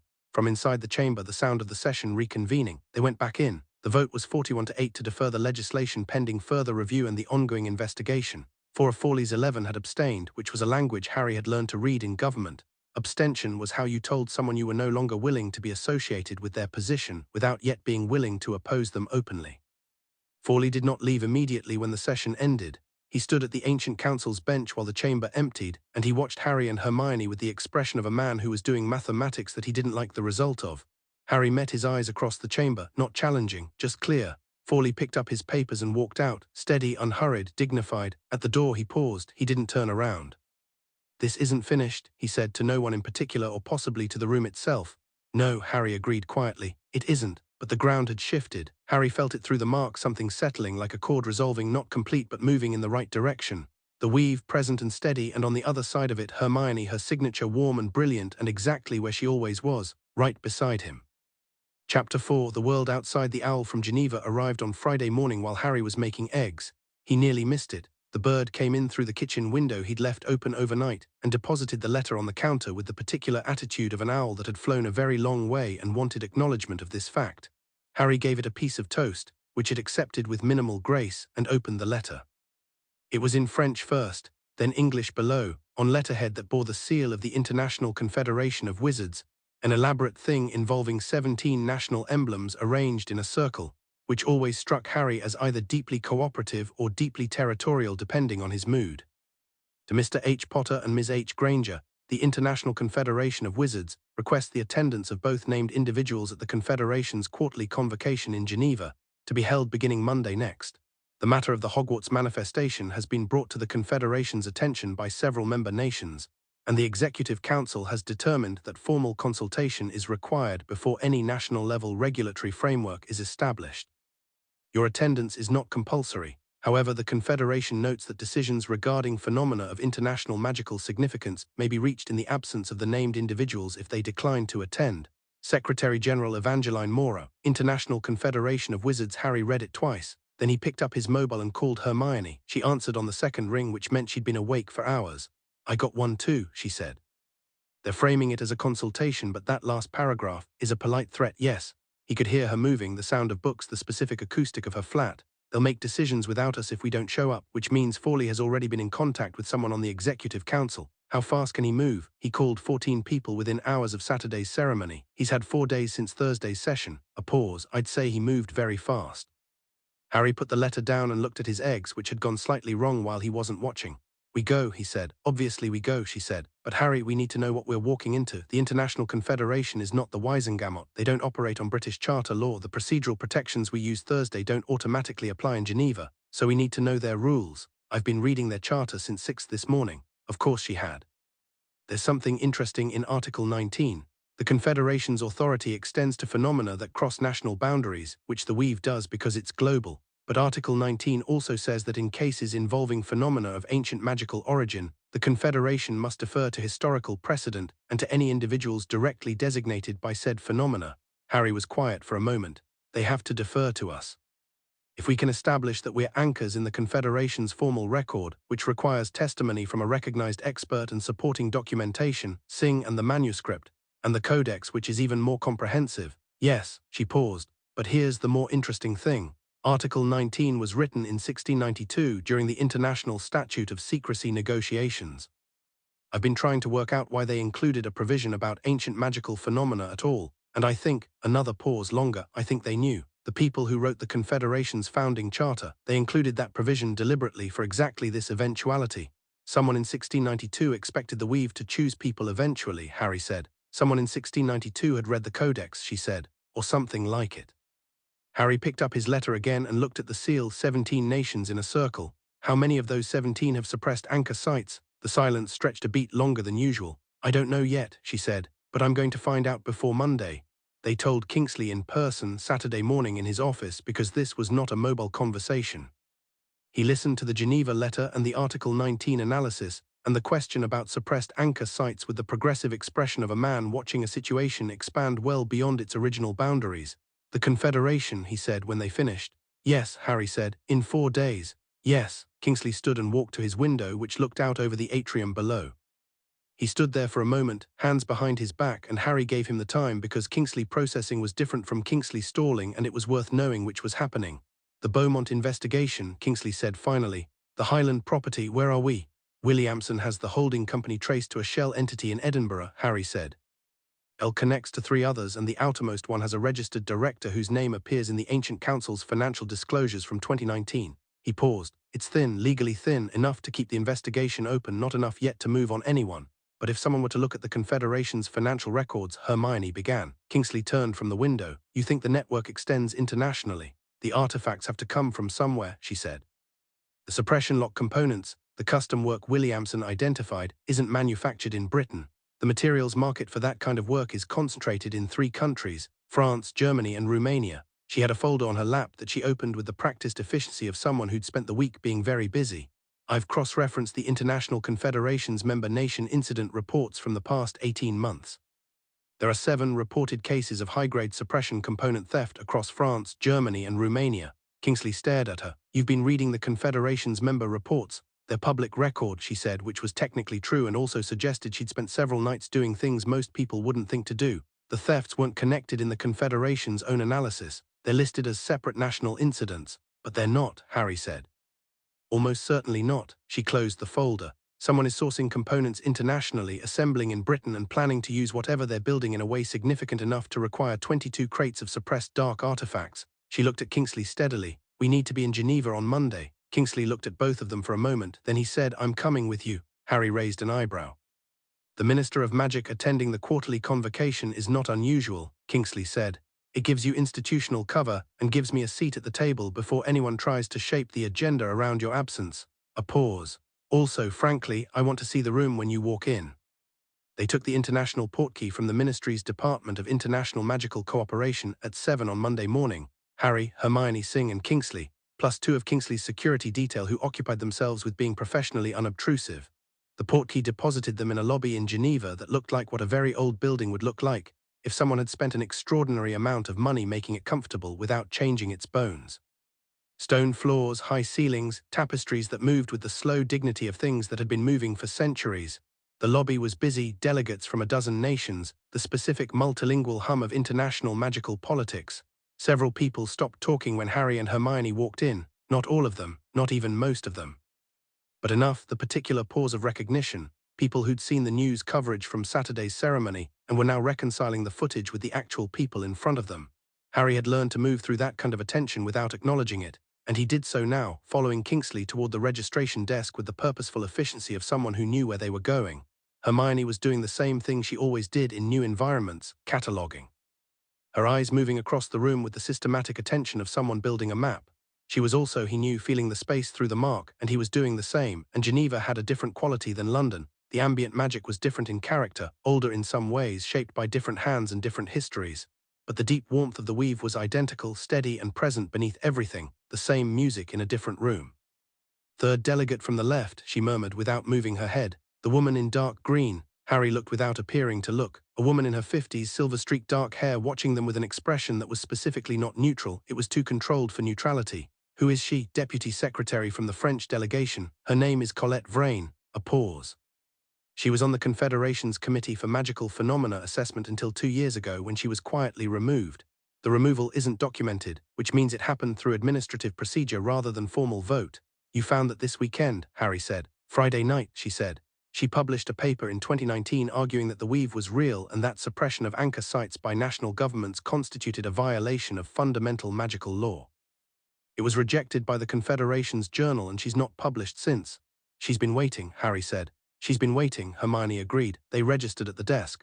The clerk, young, efficient, French-accented English, handed them their session credentials and said, with the careful phrasing of someone delivering a message they'd been given verbatim, "The Secretary-General asks that Mr. Potter and Ms. Granger join her for a brief meeting before the opening plenary." "Room 43, second floor." "Of course," Hermione said pleasantly. Room 43 was not large. Evangeline Moreau was, and this was the first thought Harry had, which he filed as significant, not what he'd expected. He'd built a picture from the tone of the letter, something formal and potentially adversarial, and Moreau was neither. She was perhaps 60, compact and precise, with the kind of face that had processed a great deal of complicated information and had stopped being surprised by it some time ago. She shook both their hands with the directness of someone for whom ceremony was a tool rather than a habit. "I'll be honest with you," she said, before anyone sat down, which Harry appreciated. "I received 2 calls about you before I sent that letter. One from Councillor Fawley, and one from the German delegation's head of magical phenomena. They had different concerns, but both of them wanted me to establish a framework for regulating anchor activity before you had a chance to establish what anchor activity actually was." "What did you tell them?" Harry said. "That I was going to hear from you first." They sat. "Fawley described you as politically motivated actors who'd used a natural magical event to position yourselves for influence over the British wizarding government." She paused. "He was articulate and prepared and had documentation." "He always does," Hermione said. "The German delegation was more concerned about precedent, specifically, whether being chosen by the weave conferred any authority that superseded national magical governance." Moreau looked at them. "Which is the question the Confederation's Executive Council is going to ask you this afternoon." "We're ready for it," Harry said. "I imagined you would be." She looked at their marked hands. "May I?" She reached out and Harry offered his hand and she looked at the mark closely without touching it. Then she looked at Hermione's. Her expression was careful but something moved in it. "I've read about this," she said. "I never thought I'd see it." "Were you expecting to?" Hermione said with the directness of someone who'd already guessed the answer. Moreau looked at her, a measuring pause. "The Confederation's founding archived the documents from 1692 that aren't in the public record, contains a set of provisions that were written specifically for this event." She said it simply, as if the weight of it was just information. "The founders of the International Confederation knew this moment would come. They built for it." "Article 19, Hermione said. Moreau blinked the first moment of genuine surprise. "You found it?" "It was in the public charter. I just read the original language rather than the modern summary." Hermione looked at her steadily. "What's in the non-public provisions?" Moreau was quiet for a long moment. Then she stood up and went to the room's single window looking out over Geneva, the city below, old and layered, the lake in the distance, grey-blue under clouds. "There are 6 suppressed anchor sites in Europe," she said. "Sites where the weave rises close enough to the surface that the ground itself has measurable magical properties. They've been suppressed, not destroyed. That's apparently impossible, but covered over, administratively locked, removed from all public records. 3 of them were suppressed before the Confederation existed. 3 were suppressed by Confederation member nations after 1692. Who authorized the suppressions? Hermione said. The same families who have controlled European magical governance since before the Confederation was formed. She turned back from the window. The founding documents include a provision that any suppressed anchor site must be unsealed upon the manifestation of new anchors. It also says the Confederation has an obligation to support, not obstruct, those anchors in understanding their role. She looked at them. I'm the Secretary General. I've had access to those documents for 3 years, and I've been waiting for the right moment to act on them. A pause. Saturday gave me that moment. The room was quiet. You're going to help us, Harry said, not a question. I'm going to do my job, Morrow said, which is to uphold the Confederation's founding mandate. What that looks like in practice will depend on what happens in the plenary this afternoon. She looked at him. Forley has allies on the Executive Council. I won't pretend otherwise, but he doesn't have a majority, and what he does have is an argument that will be considerably weaker in a room where the historical record is fully presented. We brought the texts, Hermione said. I know, Morrow said. I read Healer Singh's testimony from Thursday's session this morning. It's very good. She moved toward the door, which was dismissal without being rude about it. Then she paused, hand on the frame, and looked back at them with the expression of someone leaving out one last thing deliberately. The German delegation's concern about national sovereignty, she said. It's genuine, and it's going to be the hardest argument in the room. I'd think about how you address it. We already have, Hermione said. Morrow looked at her for a moment and then very briefly smiled. Good, she said. I thought you might.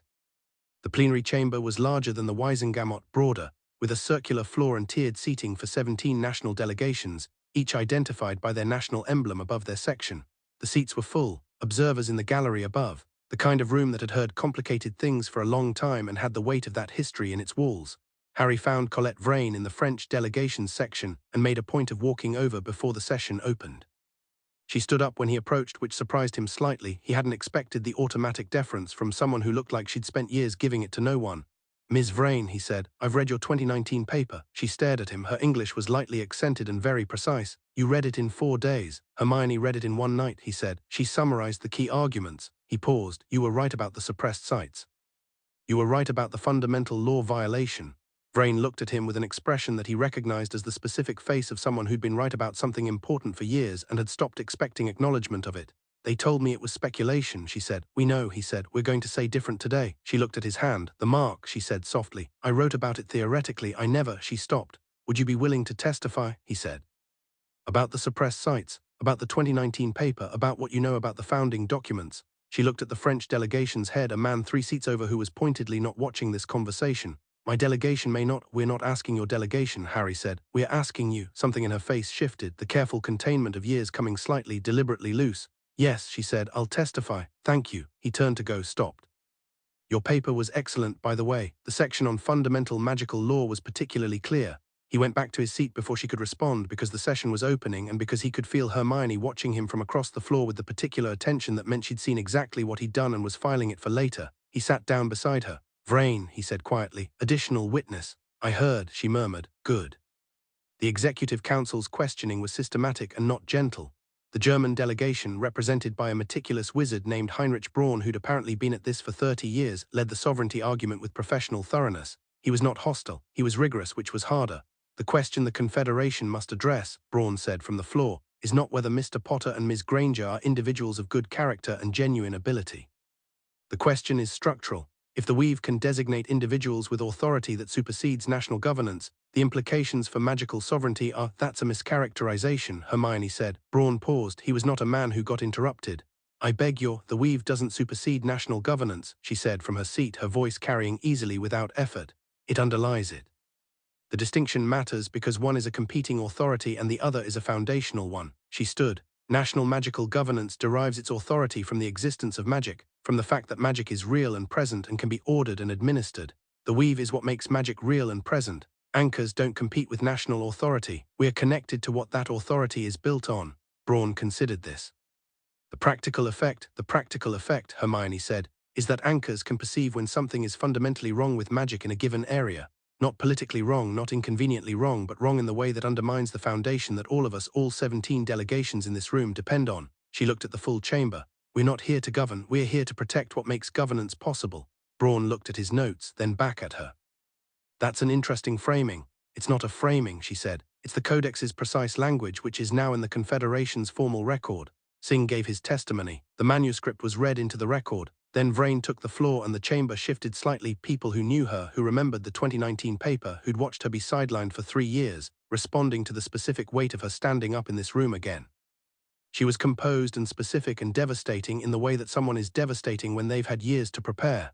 She named the 6 suppressed anchor sites. She named the families responsible for suppressing 3 of them.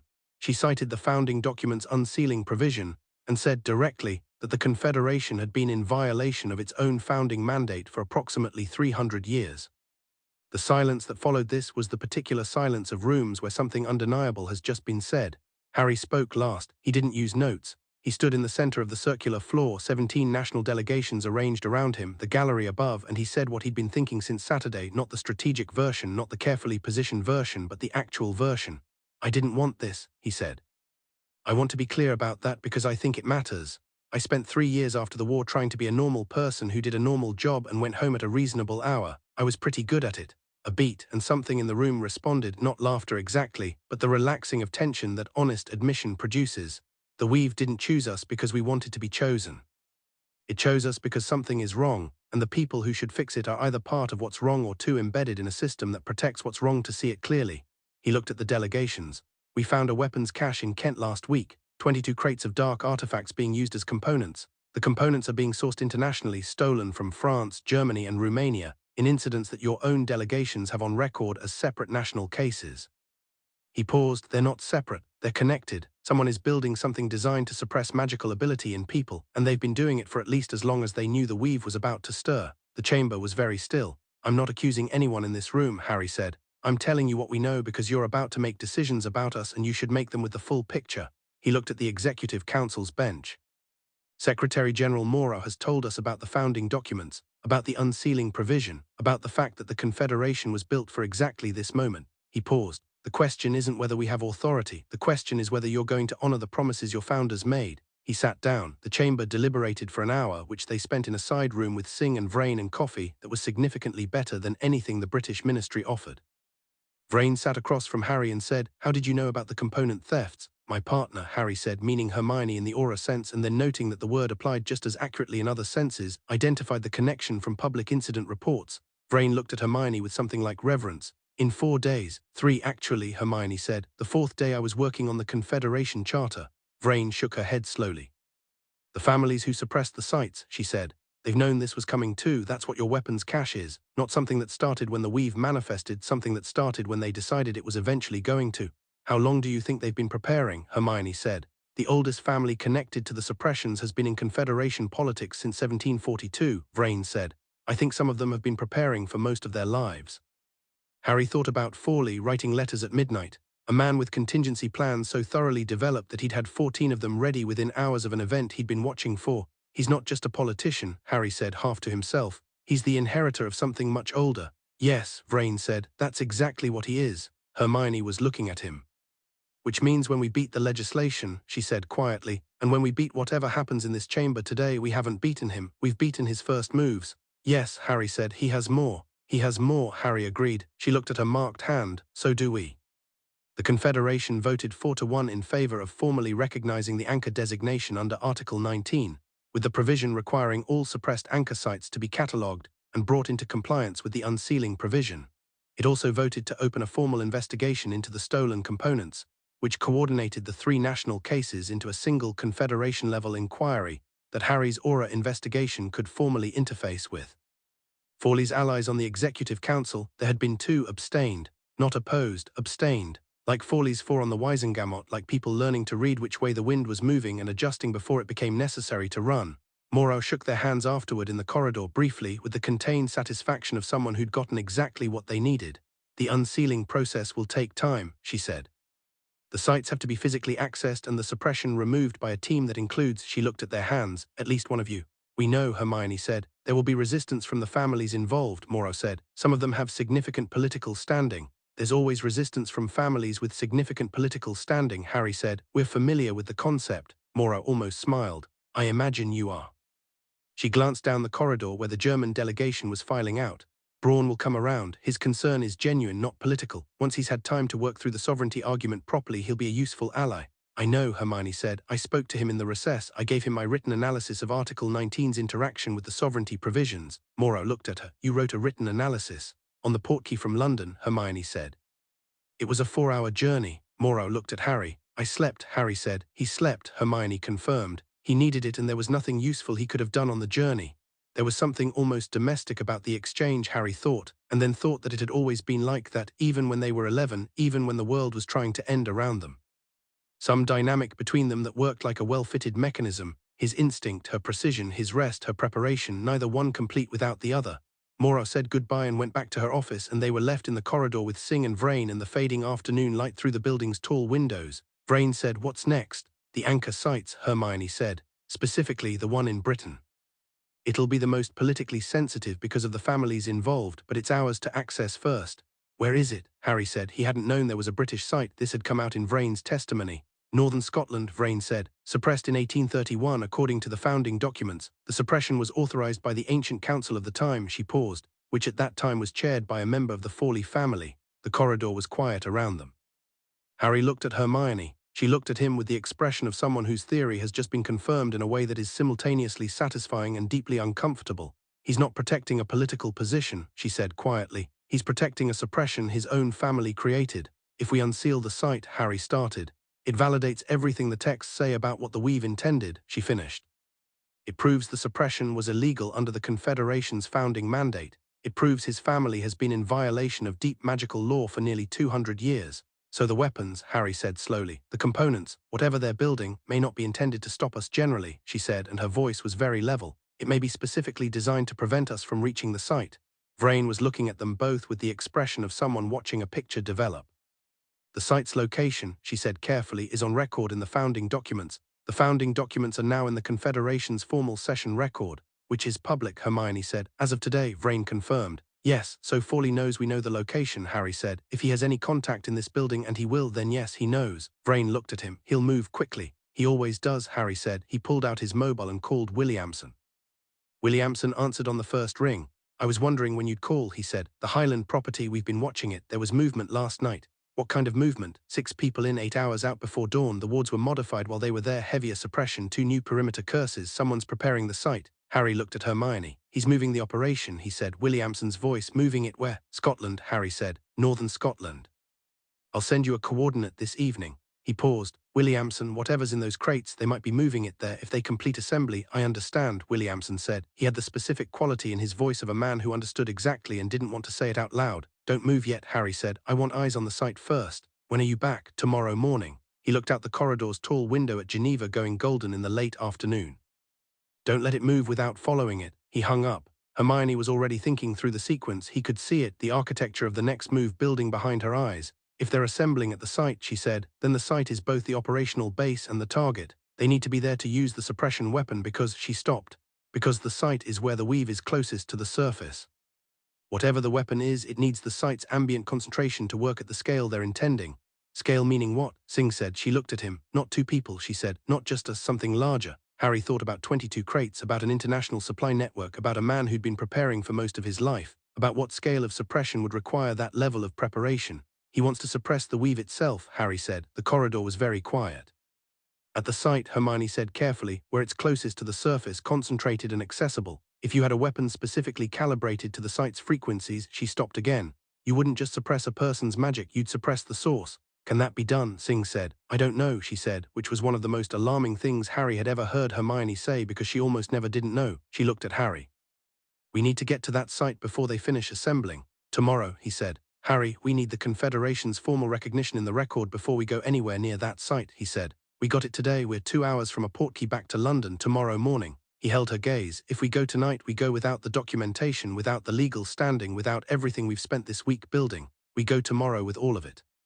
He held his gaze for a long moment, the analytical part of her working through it, the urgent part of her pulling against the conclusion. He watched her get there. "Tomorrow," she said. "Tomorrow," he confirmed. She nodded once. "Then we use the portkey at 6. I want to be in Scotland by 8. "Fine. And Harry?" "Yeah." Williamson said. 6 people went in. She looked at him. "That's not a small operation." "No," he said. "It's not. We should bring more than just Williamson."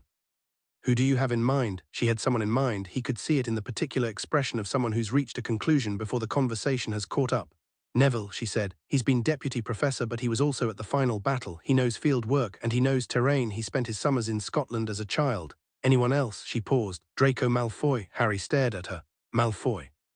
Draco Malfoy, who has spent 3 years actively cooperating with Ministry investigations into remaining Death Eater activity, who has more knowledge of ancient dark magic than anyone outside Azkaban, and who has very strong personal reasons to want the Ancient Council's more problematic members held accountable. She looked at him. He's also genuinely powerful, and he knows it, and he doesn't bother pretending otherwise. Harry thought about this.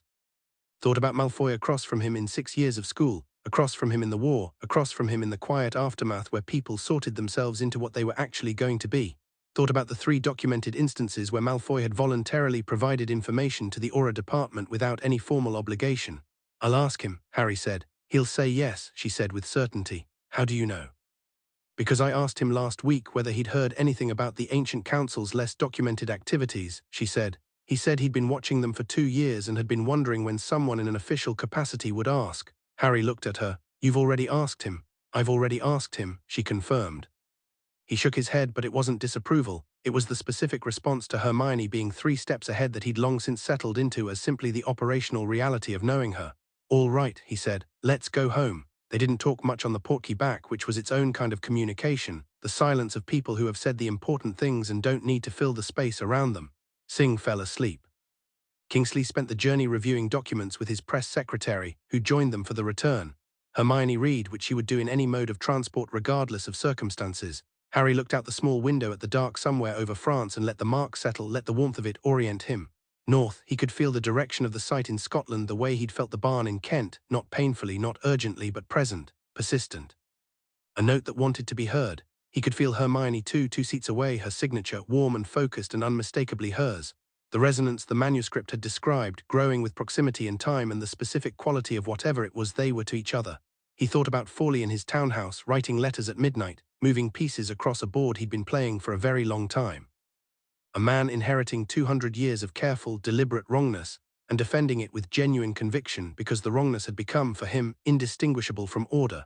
He thought about 6 people going in and out of a Highland property in the dark, about 22 crates, about what it would mean to suppress the weave itself at the point where it was closest to the surface.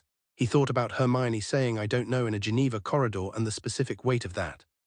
She looked up from her book as if she'd felt him thinking, which, through the resonance she might have. She looked at him for a moment with the dark window behind her and the lamplight of the cabin between them and said very quietly, we're going to be all right. It wasn't assurance for his benefit. She was reporting a conclusion she'd reached. Yeah, he said, we are. She went back to her book. He went back to the window. The dark somewhere over France, the hum of the portkey's enchantment, the warm, steady pulse of the mark. Tomorrow, Scotland, 6 unknown people and a weapon designed to silence the oldest thing in the world. He could wait until tomorrow. In a townhouse in Marylebone, Augustus Fawley received a call at 10 that evening from his contact in the Confederation's building. He listened. He thanked the contact. He ended the call. He sat for a moment in the quiet of his study, with the books his father had owned and his grandfather before that, with the portraits of 4 generations of Fawleys who'd spent their lives maintaining what needed maintaining, and he thought about the founding documents now in the Confederation's formal record, and the location of the Scottish site now technically public knowledge. And 2 23-year-olds who had just walked into the International Confederation of Wizards and done what he'd spent a week trying to prevent. He was not panicking. Panic was for people who hadn't prepared for the worst possibility. He picked up his wand and sent a patroness to Scotland. Accelerate the timeline, he said. Complete assembly by Thursday. Then he poured a scotch, actually drank it this time, and sat in the company of his ancestors' portraits and thought, I have built this over a lifetime. 2 children with marks on their hands are not going to take it apart in a week. He believed that. He had to believe that. Outside London was quiet. The weave moved beneath it, patient and old and thoroughly awake, turning its attention northward, toward Scotland, toward the site, toward what was coming. Chapter 5, The Breaking Point. They arrived in Scotland at 8:15 on a Wednesday morning that couldn't decide between fog and rain, and had settled on both. The Highland landscape had a particular quality that Harry had noticed on the portkey descent. The ambient magic here was not subtle. Even before the mark responded, he could feel it the way you feel a change in air pressure before a storm. A density, a presence in the ground and the heather and the grey-wet air that suggested this part of the world was closer to something fundamental than most places. Like the membrane between ordinary magic and its source was thinner here, like the distance between the surface and the deep was shorter. The mark made it definitive. From the moment his boots hit Scottish soil, the warmth in his hand was less a pulse and more a sustained note, clear and present and oriented due north, toward a ridge about 4 kilometers away that rose from the moor like a shoulder. Williamson was waiting at the apparition point with 2 junior Aurors, and he had the look he got when he'd been in the field since before dawn, which was to say he looked exactly the same as always except slightly more so. Movement at the site stopped about 2 hours ago, he said. No one in or out since 6. The ward perimeter expanded overnight. They pushed it about 50 meters further out on the north side. They know we're coming, Harry said. Or they finished what they were doing and locked it down, Williamson said. Either way, the perimeter is active and hostile. Standard approach would trigger. We're not doing a standard approach, Harry said. Williamson accepted this without visible adjustment. He was a man who'd spent 30 years adapting. What are we doing? Neville appeared from the far edge of the field, walking across heather with the easy familiarity of someone who knew this landscape by a different name than tourist. He was wearing practical outdoor robes and carrying a bag that Harry knew from experience held an impressive range of botanical weaponry, because Neville's idea of field preparation had always been thorough in the specific direction of his expertise. Behind him, Draco Malfoy arrived with the particular quality of someone choosing every step deliberately. He was dressed well, he always was, but practically no robes, just dark clothing that made a concession to the weather. He looked around the moor with grey eyes that took in the ridge and the fog and the mark on Harry's hand and said, Potter. Then he looked at Hermione. Granger. Malfoy, Hermione said. Thank you for coming. I've been watching Forley's network for 2 years, Malfoy said. I didn't come for you, I came because this is the moment it matters. He looked at the ridge. I know 3 of the 6 people who went in last night. 2 of them are ancient council enforcers, not on any official record, paid in untraceable coin. The third is a dark artifact specialist named Cormac Vale who's been working for the council since before the war. Vale, Williamson said. We've had a file on him since 2020. His workshop is in Edinburgh, Malfoy said. Or was. He cleared it out 3 weeks ago. Whatever he built fast and he moved it here. He looked at Harry. I should tell you something about Vale. Tell me. He's not an ideologue. He doesn't care about the weave or the ancient council's politics. He cares about being paid and about the technical challenge. Malfoy's voice was flat and specific, which means what he built to work. He doesn't cut corners. Good to know, Harry said. Do we know about the weapon itself? Malfoy looked at Hermione. You worked it out, a suppression device, she said, calibrated to the site's ambient frequency, designed to suppress the weave at the point where it's closest to the surface. She paused, possibly with a secondary effect on the anchors themselves, given that we're connected to the weave. Suppressing the source would sever the connection, Malfoy said. Yes, that's what I think too. The fog moved across the moor in slow, heavy sheets. Hermione, Harry said. I know, she said. She'd known since Geneva. She was looking at the ridge with the composed expression of someone who'd worked through the fear already and was operating on the other side of it. Severing the connection, Singh said from behind them. Harry had brought him because he was the only person alive who'd spent 20 years thinking about exactly this kind of situation. The manuscript doesn't address what that would mean for an anchor. Whether it would, we don't know, Hermione said, which means we don't let it happen. She looked at Harry. We go in fast, we don't give them time to activate it. Walk me through the approach, Harry said to Williamson. Williamson unfolded a map which was the old kind, hand-drawn, annotated in the field, more accurate for this purpose than any ministry standard issue. The ward perimeter runs here and here. If we come from the south, we hit the perimeter at about 200 meters from the site. From the east, the ground drops off, too exposed. West is the heather flat which gives cover but no ground speed. He paused. North is the ridge itself behind the site. If we come over the ridge, Harry said. The ward's north face is the weakest, Malfoy said. Can tell you that because the ancient warding tradition that the council enforcers use always prioritizes the approach direction over the retreat direction. They've never expected someone to come at them from behind. Can you get through it? Harry asked him. Malfoy looked at him steadily. Give me 5 minutes. Harry made a decision. We split. Williamson, your 2 Aurors, and Neville from the south. Enough noise to look like the main approach. Keep them looking south. Williamson nodded. And you? Malfoy, Hermione, and me over the ridge. He looked at Singh. You stay at the apparition point. If anyone comes out who isn't us, contain them and send for backup. Don't engage. Singh looked like he wanted to argue. He looked at the ridge. He didn't argue. Understood. One thing, Malfoy said. Vale, when we get in, if I speak to him, don't override me. There may be a faster way to resolve this than a fight. Harry looked at him. Malfoy's expression was the specific controlled blankness of someone who had a plan they were not sharing the details of. Harry made the rapid assessment that he'd been making about Draco Malfoy since 3rd year when the answers had mostly been unfavorable, and landed on an answer that surprised him slightly with how different it was. All right, he said. Your conversation, your call. But if it's not working in 2 minutes, it'll work, Malfoy said. Vale and I have history. Good history or bad history? Profitable history, Malfoy said, which is better than either. The ridge took 20 minutes to climb, which they did in silence, spread out enough not to be a single target, close enough to maintain awareness of each other. Fog was thicker up here, which was a gift. It ate sound and visibility in roughly equal measure, and Harry could feel the ward perimeter below them through the mark, a buzzing wrongness at the edge of his perception that he stepped around instinctively, the way you'd step around a live wire. Hermione was moving beside him, and he could feel her through the resonance, focused, sharp, none of the hesitation that uncertainty produces. She'd made her peace with what might happen in that site before they'd left London. He'd watched her do it during the portkey, sitting with the possibility and then setting it down. That was one of the things about Hermione that most people didn't understand. She wasn't fearless, she was thorough. She examined the fear until she understood it, and then she put it somewhere she could retrieve it after and moved. Malfoy was ahead of them both, moving with the quiet competence of someone who'd spent years operating in places where being heard meant being dead. And Harry thought, not for the first time, that the war had done complicated things to all of them, and not all of those things were losses. At the ridge top, they stopped. The site below was a shallow depression in the ground, not dramatic, not obviously magical, just a bowl of earth about 30 meters across where the heather didn't grow, and the stone was darker than the surrounding rock, and the air had a quality that Harry felt before he saw it. The warmth of the mark flared strongly here, and he understood immediately and completely why this site had been suppressed rather than destroyed. You couldn't destroy it. It was too close to the source. The rock itself was the weave made solid, patient and old, and very much present despite everything done to muffle it. In the center of the depression, 6 people, the device. It was not what Harry had pictured. He'd pictured something weapon-shaped, angular, mechanical, obviously dark. What Vale had built was organic in its construction, following the shape of the site's natural topography, 12 separate nodes arranged in a ring around the depression's lowest point, connected by channels of dark material that were running something, a slow, deliberate current moving clockwise, building toward something. Building toward threshold, the mark told him, getting close. How long? He murmured to Hermione. She was looking at it with her analytical face fully engaged.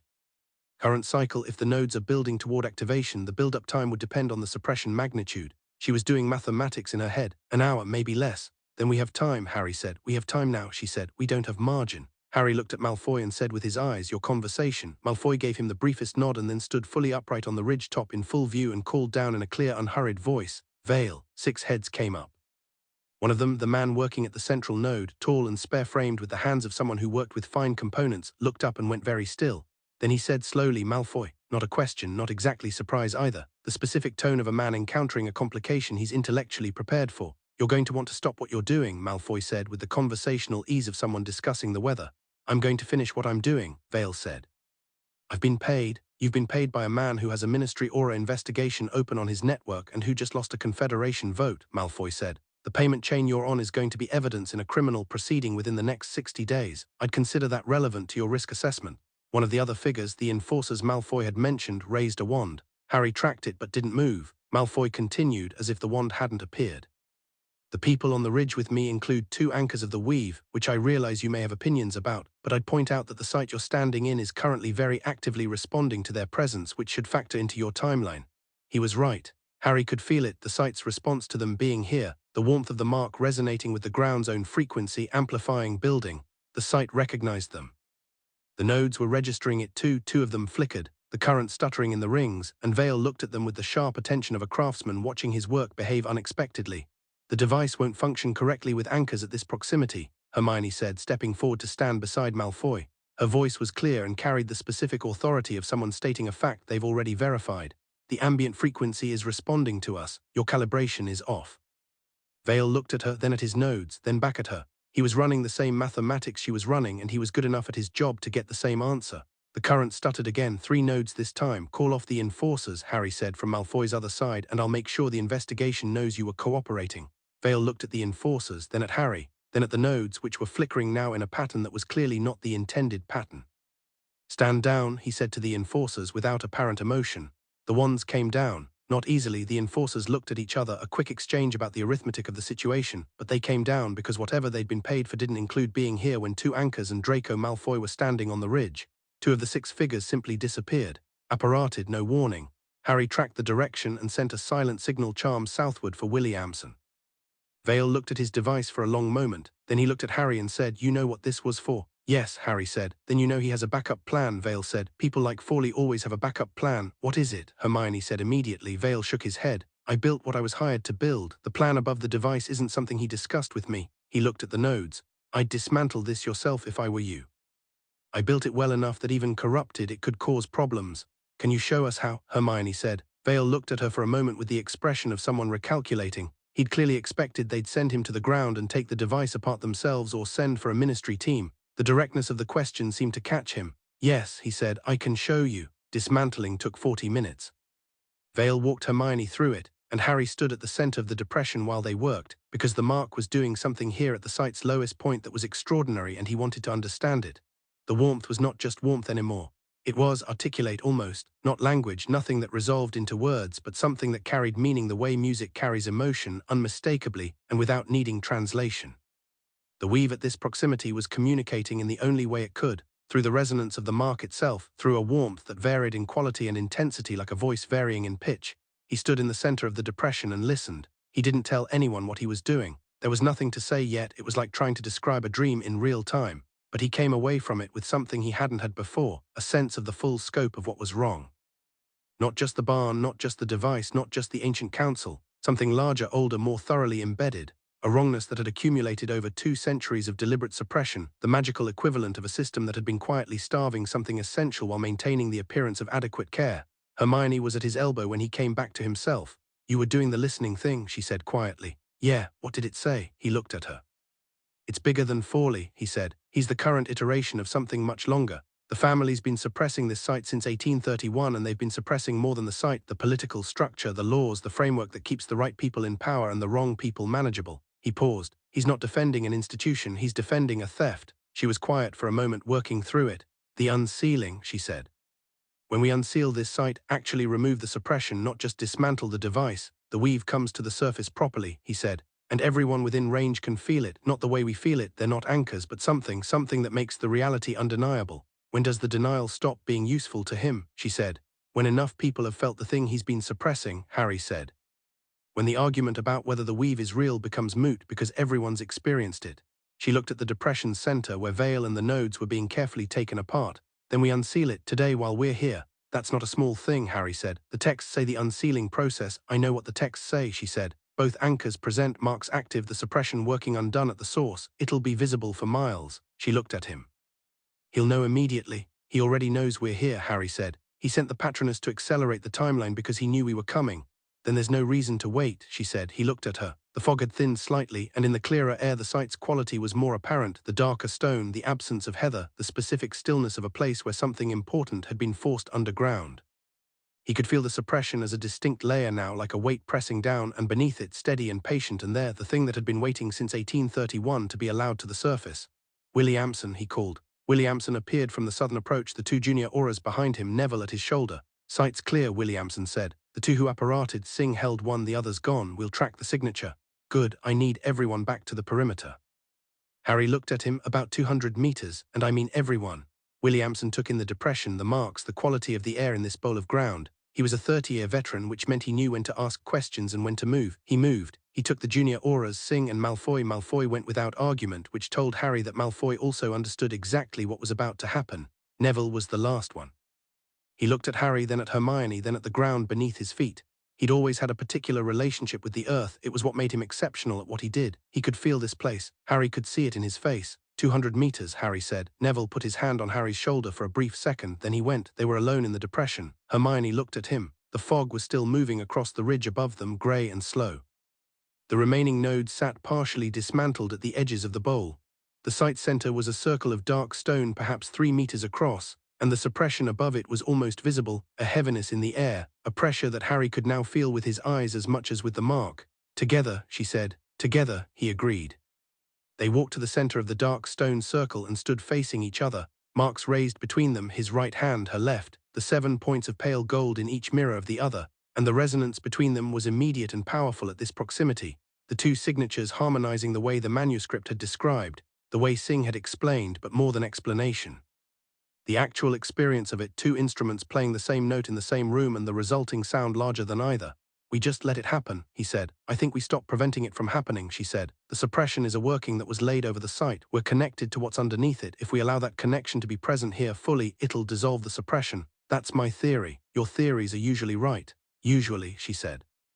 "This one I'm less certain of than normal, so." He almost smiled. "Here we go then." He opened the mark the way he'd opened it in his kitchen, the way he'd been learning to do, not forcing anything, not directing, just removing the internal resistance that ordinary caution maintained, letting the warmth become what it wanted to be without the human instinct to keep things manageable. It was different here than it had been anywhere else, at the kitchen, at the Wiesengamot, in Geneva. Here with the source directly beneath their feet and the suppression overhead and Hermione 2 feet away doing exactly the same thing, The warmth became something else entirely, not larger exactly, but cleaner, as if everything in between the mark and the source had been removed, and what remained was the thing itself. He felt her through the resonance like a voice in the same room rather than through a door. Not her thoughts, it was never thoughts, but her presence, her essential quality, the thing that was distinctly Hermione in the way that a musical signature is distinct, recognizable, irreducible, completely itself. The suppression above them responded. It wasn't dramatic. It began as a crack, a fracture in the weight of it, as if the heaviness had developed a fault line. Then the fault spread slowly, and Harry could feel the effort it had taken to lay this down originally, the deliberate compression of something that didn't want to be compressed. And then the fracture spread further, and the thing beneath them, patient and old and waiting since 1831 with the particular patience of something that has all the time there is, began to come up. The ground didn't shake. The air didn't crack. The light rose like something that had simply been in the wrong room for a very long time and had found the door. It was gold-white, the same color as Saturday's ceremony, but quieter here, not a column aimed at the sky but a suffusion, a spreading warmth that rose through the dark stone and moved outward across the depression in waves, gentle and thorough, the way dawn moves rather than the way lightning does. It passed through them without obstruction because they were the door it had been waiting for, and the passing of it was, Harry had no word for it. Complete was the closest, the specific feeling of something being exactly what it should be. The suppression dissolved, completely, cleanly, as if it had always been temporary, as if the thing pressing it down had simply stepped back and let go. The weight lifted, the air changed. The dark stone at the center of the depression lightened by 2 shades, and the heather at the edges of the bowl stirred in a wind that wasn't wind, and the gold-white light spread outward beyond the depression's edge, into the heather, across the moor, gentle and unstoppable. Hermione made a small sound that wasn't quite a word. Harry looked at her. She was looking at the light around them with an expression he'd never seen on her face before, not the analytical look, not the focused look, not even the rare, purely happy look that appeared at good news and solved problems. Something that went under all of those, something that existed before the categories she'd built to understand the world. She looked like she had at 11 on a train going to a place that had seemed too good to be true. That first morning of finding out magic was real. Except now the magic was here, in her hands and under her feet and in the air around her, and it was choosing her, and she knew it was choosing her, and she looked undone in the best possible way, like something long tightly held had been allowed to open. Harry did not think. There was nothing to think. There was only the gold light and the warmth and the resonance between them, and the fact that he'd been looking at this face for 12 years and had never let himself fully register what looking at it did to him. He closed the distance between them and kissed her. She kissed him back, not surprised, or if she was surprised, she was also certain, which was the most Hermione possible combination. Her hand came up to his jaw, and the marks on both their hands were pressed together at the wrists, and the resonance between them was, in that moment, extraordinary, not separate signatures harmonizing but something unified, a chord rather than counterpoint, and the light around them responded, brightening briefly before settling back to its steady suffusion. They stood in the center of the unsealed site in the gold-white light in the foggy Scottish morning, and Harry thought, I should have done this years ago, and immediately knew that this was wrong, that there was a specific rightness to now, to being exactly who they were now, marked and purposeful and unafraid, rather than who they'd been before. They pulled back, not far. Her forehead was against his, and the light was steady around them, and neither of them said anything for a moment because the moment was complete as it was. Then she said quietly, I've been thinking about doing that since Sunday. Sunday, he said, when we were reading the resonance description in the manuscript. She pulled back slightly further to look at him properly, color in her face and her eyes very bright. The section that says it strengthens with trust and proximity. She paused. I understood exactly what that meant and then spent 4 days not saying so. I spent 4 days thinking about it from the other direction, he said. Were you going to say something eventually? Probably, eventually. He looked at her. Were you? Yes, she said with complete certainty. I had a timeline. He laughed, genuine, and she smiled, and the light around them was warm and steady, and somewhere across the moor Harry was aware that the edge of the light had reached the 200-meter perimeter where Williamson and Neville and Malfoy were standing, and that they were feeling it, feeling the sight restored, the source uncovered, the weave present and alive in a place it hadn't been allowed to be for 200 years. And then his mobile rang. He looked at it. Kingsley, he answered. Harry. Kingsley's voice had a quality he'd only heard twice before, both times at moments when the situation had materially changed. I need you to listen carefully. The lightness of the moment contracted. Harry stepped slightly back from Hermione, and she saw his face and stepped back too, her expression shifting to match his. Go ahead, he said. Forley called an emergency press conference 40 minutes ago, Kingsley said. He's made a statement to the media. He knows about the Scottish site. He knows you've unsealed it. His statement frames the unsealing as Harry. He's saying it's an act of unprovoked aggression against the ancient magical sovereignty of Britain. That's absurd, Harry said. It's a narrative, Kingsley said, which was not an argument for its accuracy. He also released documents. What documents? historical correspondence between the Founders' era and the first folly on the ancient council. The correspondence refers to the site as a site of dangerous magical concentration that was suppressed for public safety, not political reasons. He's claiming the unsealing has now released an uncontrolled magical field that poses risks to anyone in the area. Harry looked at the light around him, gentle, patient, warm, the specific quality of something that had never been dangerous and had never claimed to be. That's a lie, he said. I know that, Kingsley said. But he released it 40 minutes ago and it's already been printed. And Harry, a pause that Harry didn't like. There are reports from 3 Highland communities within 15 kilometers of the site. People are feeling it, the light, the warmth, whatever the unsealing released. Most of the reports are describing it as extraordinary, as beautiful, but 2 of them are describing it as alarming. Those are the ones that are being covered. Hermione was watching his face. And slightly so she could hear, she moved closer. He's working the fear, Harry said. Yes, Kingsley said, and he has a head start. The press coverage is moving fast and his framing is Kingsley. Harry said it quietly, but Kingsley stopped. What do you need from us right now? I need a public statement, not a ministry statement. Yours and Hermione's, tonight if possible. A pause. I need you to walk into the press and say exactly what happened here today and why. We can do that, Hermione said. Kingsley heard her. Good, Petra's already setting it up, but Harry, the third pause, and this one had a different weight to it. Forley also filed something else today, something separate from the press strategy. Harry waited. He's filed a formal petition to the Wisengamot, Kingsley said, requesting an emergency injunction against any further anchor activities pending a full constitutional review. He needs a simple majority. He has 19 members who have committed. A pause. He only needs 27. He's 8 short, Harry said. He's 8 short as of this morning, Kingsley said. The press coverage is 2 hours old. By tonight, he might have 8, Harry said. He might have 8, Kingsley confirmed. Harry looked at the site around them, the gold-white light steady and unconcerned spreading across the Scottish moor. At Hermione, who had heard everything and whose expression was the one she got when the problem had become undeniably large, and she was deciding on the first step rather than being paralyzed by the distance to the last. We give the statement tonight, Harry said. We don't react to his framing, we don't acknowledge it, we don't argue against it. We tell what happened here in plain language and we let people decide. And the injunction, Kingsley said. Harry thought about the Wisengamot. About the session on Thursday, about 41-8, about abstentions and which way people moved when the wind shifted. Call Braun, Hermione said quietly to Harry. He looked at her. She was right immediately. Call Heinrich Braun, Harry said to Kingsley. The German delegation at the Confederation. He's our ally if he's approached correctly and he has contacts on the British Wisengamot through the European Liaison Network. He paused. Tell him what happened here today. Tell him the unsealing was exactly what the founding documents described. Tell him we need the Confederation's formal support before tonight. That's a fast ask, Kingsley said. Forley is fast, Harry said. We need to be faster. A long pause. All right, Kingsley said. I'll make the call. The press conference, 7 o'clock, Hermione said. Give us time to get back to London and present this properly. 7 o'clock, Kingsley agreed and ended the call. Harry put the mobile in his pocket. The site was quiet around them. The light continued its slow, unhurried spread across the moor, indifferent to press conferences and Wisengamot petitions and the frantic machinery of public narrative. The weave didn't speed up or slow down based on political timelines. It simply was finally present. He planned this, Hermione said, not just the press conference, all of it. The device here was meant to fail, or at least he prepared for the possibility that it would fail. The press strategy, the historical documents, the injunction petition, those were already ready. The device was just the first option. He was watching for us to come to Scotland, Harry said. He wanted us to come to Scotland because unsealing the site gave him the narrative he needed. She was quiet for a moment, working through it. He's smart, she said, and there was a quality of genuine acknowledgement in it that wasn't admiration, more like a scientist naming a variable they'd underestimated. He's been doing this for 44 years, Harry said, which means he knows every move that exists, she said. Every established political response, every precedent, every procedure. She looked at him. He doesn't know what doesn't exist yet. What doesn't exist yet. She looked at the light around them, then back at him. The press conference tonight, we're not just making a statement, we're going to show them properly what this is, what the site feels like, what an anchor actually does, not described, not testified, not read from a manuscript. She paused. We're going to demonstrate it for the press and everyone watching. In London, Harry said. The press conference is in London.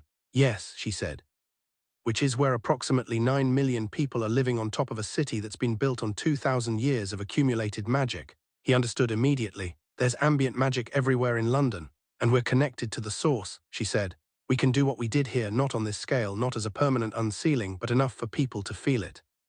Enough for people watching the press conference to experience something that Forley's historical documents cannot explain away, because you can't argue against your own experience. Harry looked at her. That's a big move. He's trying to get an injunction by tonight, she said. We need a bigger move. He thought about it, about scale and risk and the difference between a demonstration and a display.